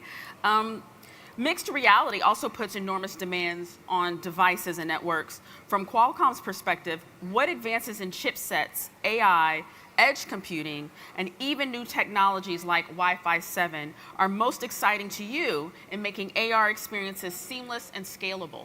Yeah, connectivity is key for us. Qualcomm has been around for more than 40 years now. We're the world's largest provider of Wi-Fi chipsets. We're also a leading developer of 5G and 6G. So that's obviously critical. But for what excites me the most is where we're going in this new compute space. The demo we have here around the corner shows how you're able to continue to do an AR rendering when the connectivity might dip. If there's a traffic dip in the network, it actually provides a very seamless user experience. We were very concerned when we began developing this technology close to a decade ago. We did not want users to put on eyewear and basically go, this is crap. It ain't working right. And if the image freezes and you're moving, it's very jarring. So this technology that we're demoing is intended to provide a very clean user experience in all circumstances. You enter a stairwell, or you're outside, you're leaving your house or entering your house. And it's very important to have this capability. And it's using on-device AI. But what I guess excites me the most is I have no idea what is going to take off. And as Qualcomm, what we do is we provide the tools to let all the smart people that are attending this conference figure out what they're going to do. People like, Nitin, who's doing something, pretty innovative. Holograms, just 5-10 years ago, it was kind of science fiction-y. Right. But I need to go check out your demo because I just got here. But it's super exciting. So it's things of that nature that I think are kind of how we're excited by the fact that, again, we provide tools and let others innovate, and you're seeing that innovation now. And the last thing I would say is it is still very early. To continue my baseball metaphor, I think in the world of XR, we're still in the first inning. Maybe even, 2 outs in the top of the first inning. Okay, awesome. So it's excited to see where the game will take us then. Dan, I want to hop to you. As broadband speeds climb and AI becomes more embedded, what new VR formats or social experiences could HTC Vive enable? Things like, is it large-scale live concerts, immersive sports, which we've referenced a few times, or real-time co-creation of virtual worlds? It's interesting too, because we see all these things combining to actually help everything scale. Whether it's helping the developers, have a broad enough audience to scale, infrastructure partners to have a reason to actually grow that network infrastructure, and then users to actually consume it. We've been working on all of this for quite some time. I think, looking at what are those different experiences, we've toyed around, we've seen hundreds of thousands of users, right, in VR headsets and in going to a concert, right, where you can actually scale out. We've already seen that where we can actually do that with some live concerts where we've had probably a couple 100,000 users in a live concert, right? Being able to just see it from a 360 video standpoint where you have cameras up in different locations. So we've already seen that really get tested out, but it's really just kind of a sitting and observing, right? But how do you now feel more presence? How do you feel like you're inside the actual venue? How do you change that position? I think, 10 years ago, we were stuck in a room with a 5-meter cable, and now we're actually solving these problems of scale. I think you will see the concert, or the sporting event where you're no longer, the big house in Michigan. You're now every alumni plus everybody, the 110,000 viewers, and they're selling, 500,000 more tickets, to be in that actual venue. That's very real. That's very capable now, right? You can actually change out those immersive experiences where you're you're looking at it from a top-down view. You're in the stadium. You're on the sideline. You're not on the helmet yet, right? But I want to be on the helmet. Right. I think that can make some people very uncomfortable. That level of motion when you're sitting down. But I think just in general, there's going to be some use cases that are going to be really valuable. From an AI standpoint, there's so much valuable input that we're getting from that because there's the network infrastructure side and there's the chipset side of it, but then there's also how do you compress it all into a pixel, right? That can be, or a polygon that can actually be delivered in front of your eye at the right moment, at the right speed, right? And we actually have a demo here. It's a Rain Core 5G solution where you're walking around wirelessly. We're at a point now where we have 30 headsets and 40,000 square meters. That's capable right now. That's going to get, that in the next year, that's going to order of magnitude grow. So we just keep growing out like how we can actually deliver content. You have to run content at 90 frames per second in front of somebody's eye. And you have to know exactly what they're looking at. And so that latency has to be perfect. The content has to be perfect. And so from an AI standpoint, when you get to, these, wearable glasses with cameras on them, and these are AI assist glasses. Those are AI glasses? Yeah, right these there? are the new Vive Eagle. So, not to shamelessly plug, but, when we look at it now, no, I mean, you have to have a network broadband infrastructure that's going to be fast enough, These are light, that's too. going to be deliverable enough. People 10 years ago used to ask me, what's the killer app for VR? And I was like, the killer app is the network infrastructure that's going to deliver all of this amazing immersive content. Like, when we have that, we will have these. That's amazing. And then it's a perfect segue for me because today's headsets already rely on wireless connections. How will gigabit speeds and AI-powered predictive rendering improve the user experience and remove friction? So you kind of touched upon that already. Each of you have. Yeah, I think just now that it always used to be from the network infrastructure about download speed, right? Like the upload on the network side, you didn't worry about that speed so much. Now the upload is going to be critical. Yes. It's going to completely change network infrastructure for Verizon, AT&T, T-Mobile, Docomo. It doesn't matter because now you're going to be taking up as much information as you're pushing down. So now it changes the paradigms of what the chipsets have to do and what the network infrastructure has to do because now you're dependent on the cameras on these wearables to then return under 10 millisecond or under 15 millisecond back to the user useful information. So, but it's coming very rapidly. That's what I'm very excited about. Just these glasses alone, in Q4 of this year, we'll have live translation. So through the lens? Yeah, wow. over 40 languages. Wow. So you're going to be able to walk around in a foreign country.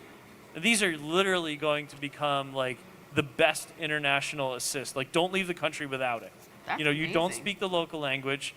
Here's the local language in your ear, right? And you're speaking now in your local language, and it's being translated immediately. So the speed of like what AI can now give us from terms of useful tools on the wearable and delivery through the network infrastructure, it's unparalleled. And without AI, this would take 20 more years. Instead, it's going to take 2 more years. That's amazing. That's amazing. This question is actually for all of you, and Nitin, I will start with you. I want to bring it to the home. If one person is streaming 4K video Another is gaming and VR, and probably many of you can relate to this in your households. And a third is on a video call. How do smart networks make sure everyone has a seamless experience?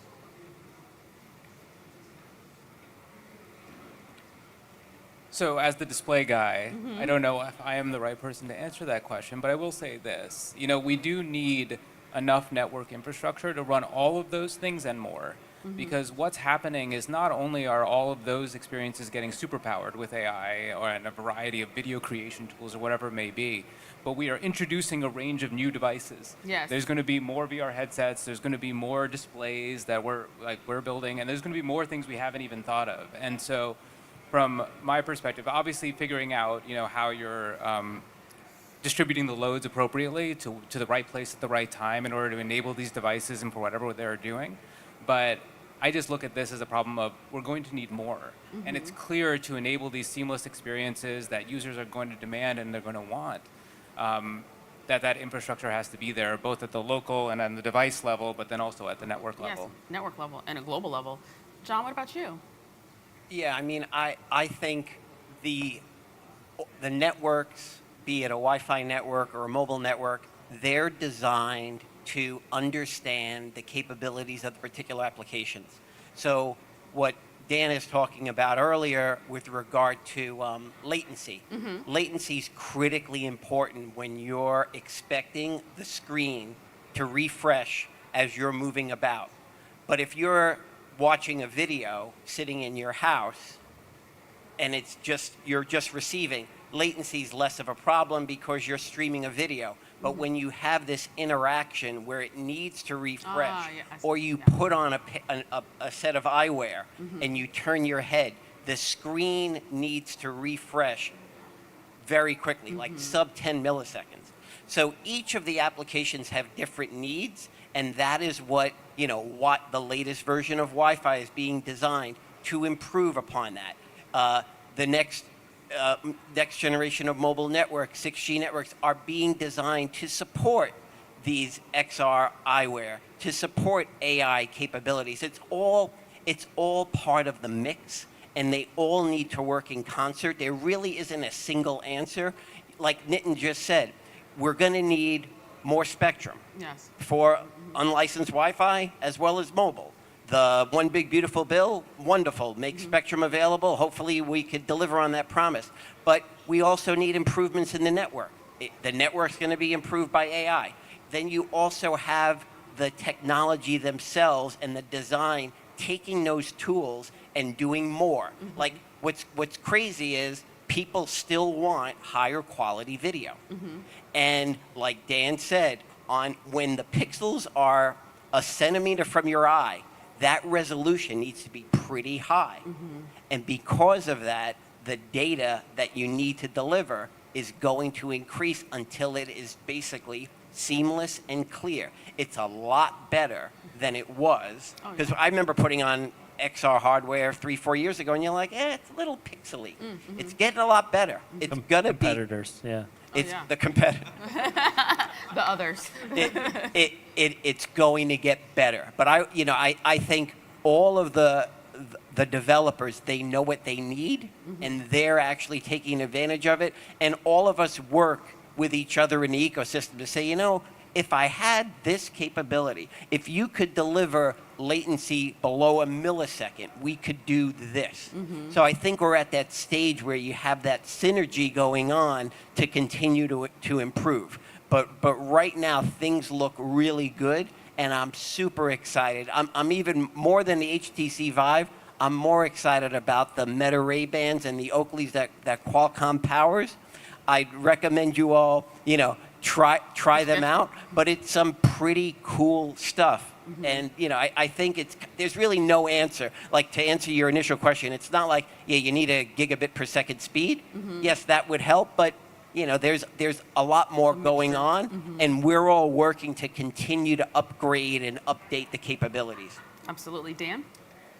I think it's we're charging there very fast. Just the demo that we have here.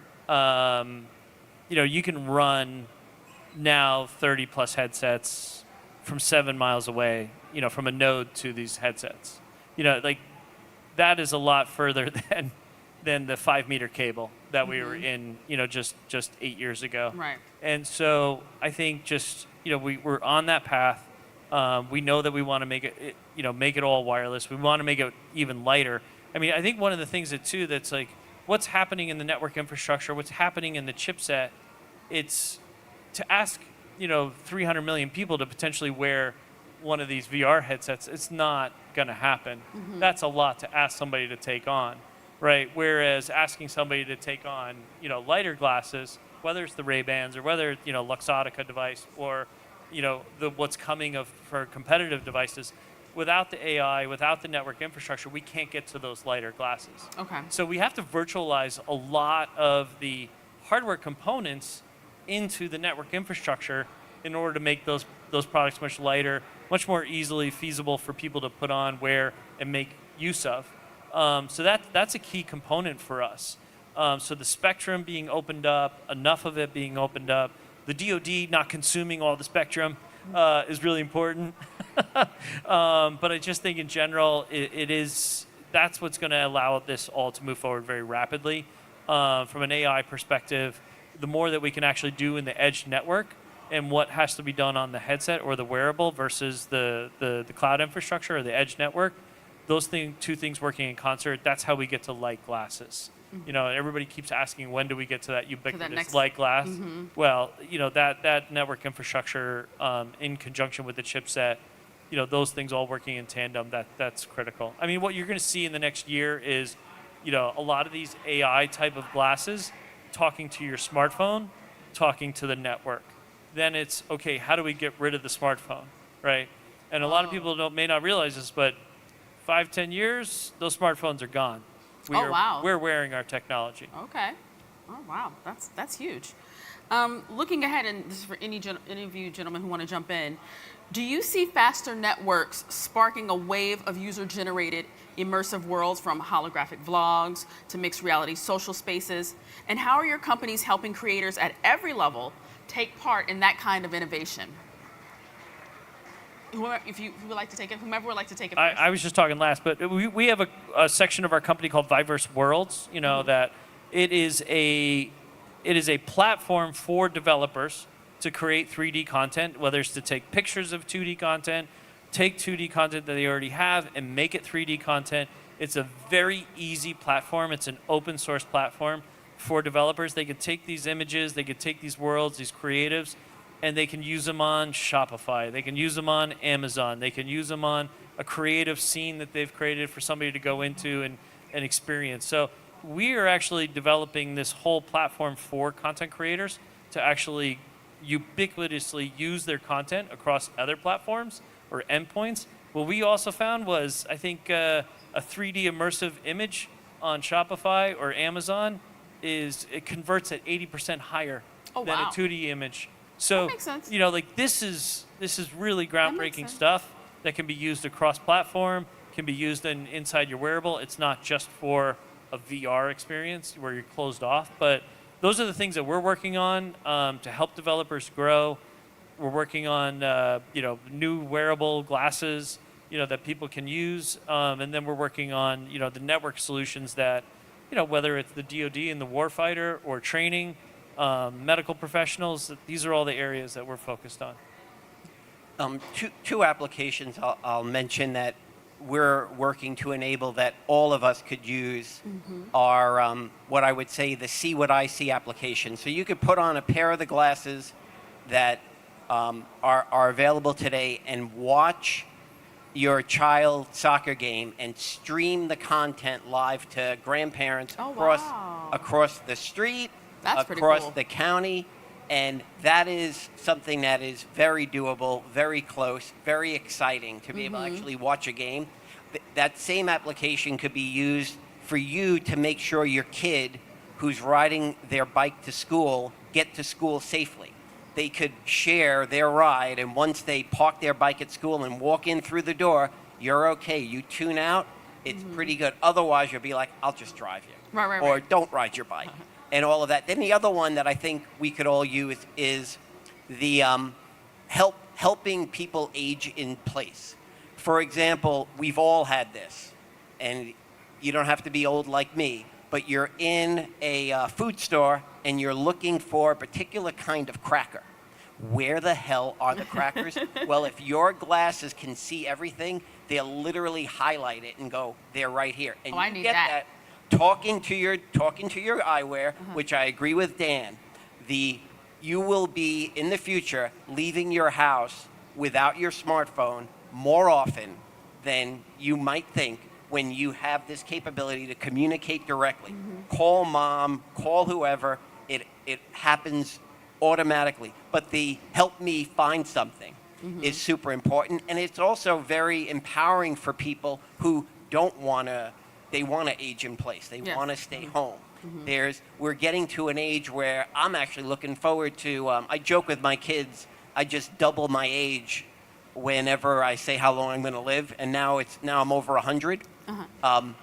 But seriously, I mean, we are going to have these capabilities, and we're all working to make sure it's seamless, they're usable, and that they're used. And there's work to be done, but I'm excited by all the advances that have happened already. Well, that's amazing. Nitin? Yeah, these are all like just amazing like practical use cases that we can imagine that like we're going to unlock over the next 5 years, 10 years, or even the next couple of years. I'm very interested in some of the impractical use cases, or like the emotional resonance that we can get from storytelling here. You know, we're at this place where we have all of these new devices that are coming online in very seamless ways, and be it headsets, displays. And at the same time, we've unlocked a tremendous amount of content creation tools that just haven't been available ever.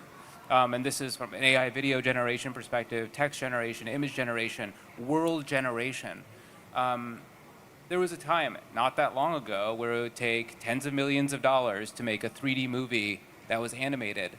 And you can envision a world just in some years that that's going to become something that a regular person can do, or Right. somebody like me who's not a designer can actually build. And you have this convergence of both the tools of deployment, the infrastructure, and then these tools of creation that are all happening at the same time. And so I don't know what it's going to look like, but it's Yeah. going to be wild, and people are going to make like really exciting things. And that's coming, I think, a lot faster than any of us expect. And I think it's going to be an exciting time over the next few years as a lot of these tools come online. But to tap onto Absolutely. that, yeah, to just kind of add on to that, that's really critical and really important because we can enable all these practical use cases. But if you look at congruent users, right, today of like some of the bigger XR platforms of Meta and some of the others and Steam, congruent users compared to like just normal social media or congruent users to like on Steam, like how long they're playing VR versus the regular 2D games or 3D games of just looking at a monitor, the congruent users is still pretty low. Okay. So that means the number of people putting on a headset as often as possible and staying in it is actually still very, very low. Okay. So that content, like that emotional connection, right, the user-generated content, the tools to enable a very wide base of not just professional content creators, but the everyday, TikToker, Yeah. right, and somebody that's pushing their content on Meta platforms, like making those tools as ubiquitous and easy as possible. That's when you get the sticky content, right? That's when you get the people that are coming back over and over and over again. So that's a really critical component. Without it, it's all for naught. The technology doesn't get used. Makes sense, makes sense. The future starts now, right? So if you had to sum it up in one line, what should we all be paying attention to right now that signals where immersive entertainment is truly headed? Who wants to take that one first? You can see Nitin's in deep thought. He's in deep thought. Yeah. I have a thought, but I can't put it into one line. Okay, well, you can give me a couple of lines. I want a few lines. Yeah. So I think the most interesting things I've seen are these new experiential spaces that are being built, and in all different kinds of venues, right? So you have things like the Sphere or Cosm, Oh, yeah. or you see things like just like theme park. How technology enabled they've become, and how everything is moving in this direction to become more and more like that. That even the smallest space. So you have Meow Wolf. You have groups that are doing this on a smaller scale, people who are doing it on a bigger scale, and then you have groups that are miniaturizing it for the home. That this convergence, and though it sounds a little trite, of digital and physical, people have been talking about this Right. for a long time, but we're finally getting to this place where these things truly mix, and your digital life starts mixing with your physical kind of presence. And I think that is where the real focus is going to be as we go forward. It's like, how do these things mix in a much more natural way that we're unaccustomed to because they've been two different worlds before that? John or Dan? One of the most exciting things that Qualcomm is working on is the technology that we refer to as agentic AI. So one of the reasons why AI is going to be generating so much traffic on the networks in the future is the following. When you are thinking of going on a vacation, using an AI agent, what you're going to do is put on a pair of Dan's eyewear, and you're going to say, I want to go to Maui sometime within the next 2 months. I don't want to spend more than $1,000 for a flight. I want to stay on a Hilton property. And we're meeting our friends one day, get a table at this restaurant, and you kind of plan out what you want to do. That agent then, that's all you do. The agent goes off and contacts the airlines, contacts Hilton, and gives you a report. Here's your itinerary. If you want to spend that amount of money, these are the days you could fly. And then you see that on your AI hardware, and then you decide to say, I'll do it. But if you have that capability, what is going to happen? We are all going to use it, and you're all going to basically say, let me know. I'd love to do that. I'd like to go to Maui for $150, right? But like when you have the capability to run these queries and you're completely removed and you get an alert, we're going to be taking advantage of it. And that's just one small example of booking a vacation. And that is a reason why traffic is going to go up, because everyone's going to be doing stuff. And to contact a Hilton property, to book a flight, you're going to the cloud. That ain't happening on the device today. But it's not a whole lot of traffic. But when everybody's doing it and when everybody is running these queries, it's just going to astronomically increase the amount of traffic.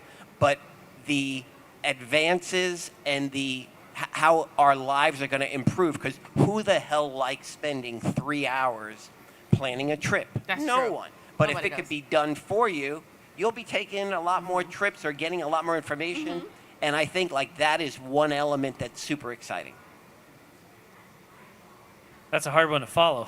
I agree with it, all of that. I got into VR in 2013 for one clear reason was I have a son that was struggling because he struggled in lectures in school. He just struggled in all these scenarios, but put him in a visual or kinesthetic learning environment, and he was off the charts. Oh, wow. And I was like, man, I'm really struggling with this, to watch my kid, my son struggle like this. And I was like, and then when I started doing a lot of the research, it was like only about 60% of kids in K through 12, really, really excel in that learning environment, right? A lecture environment, sitting in that environment. And I was like, man, I really want to work on a tool that I don't care if you are in K through 12 or you are an adult learner. I hope we all continue learning throughout our entire lives and growing. But if we can create tools, that will actually access these other kids that probably today would be noted as at risk, right?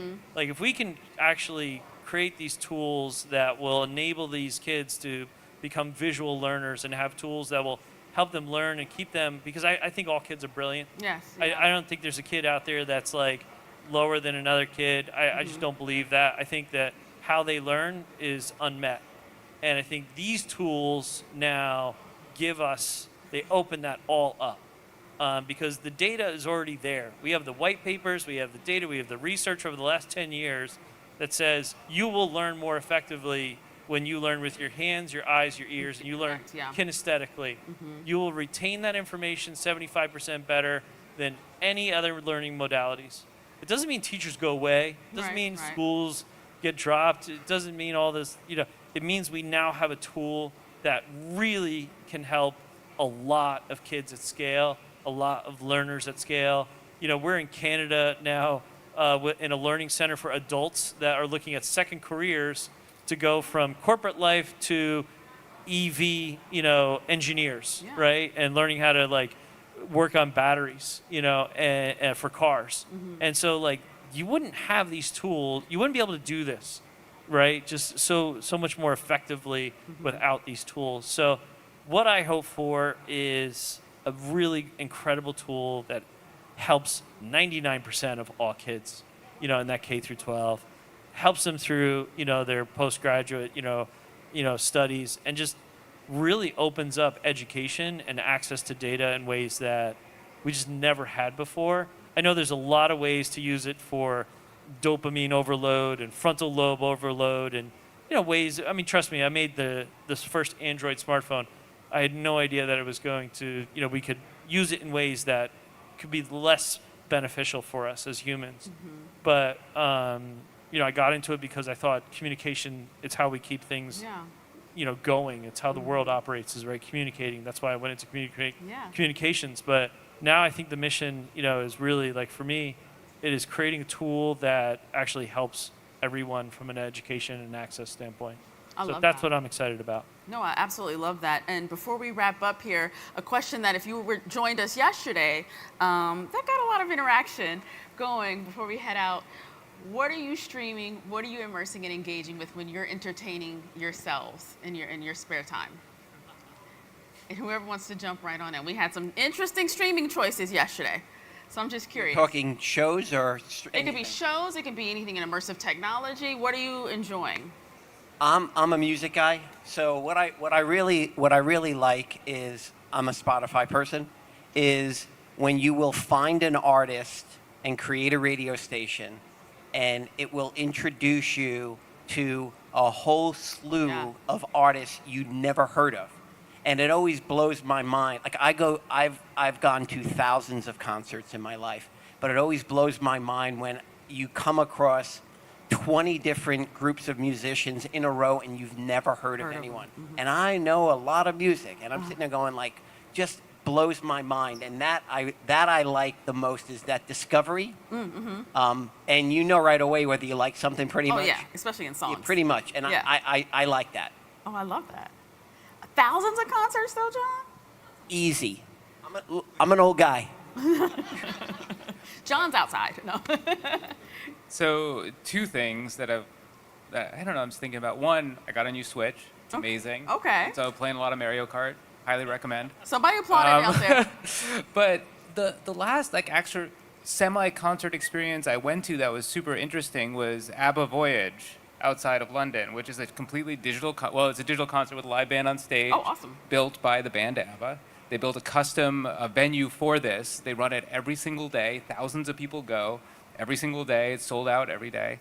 And it was genuinely amazing. It was an all-ages show, no phones allowed inside, so everyone's just enjoying the show. There's voiceover from the band, and it was one of the best mixes of both, again, digital representation, physical band, acoustics, the whole thing that I've been to in a long time. And so, again, people are in London, highly recommend. Oh, that's awesome.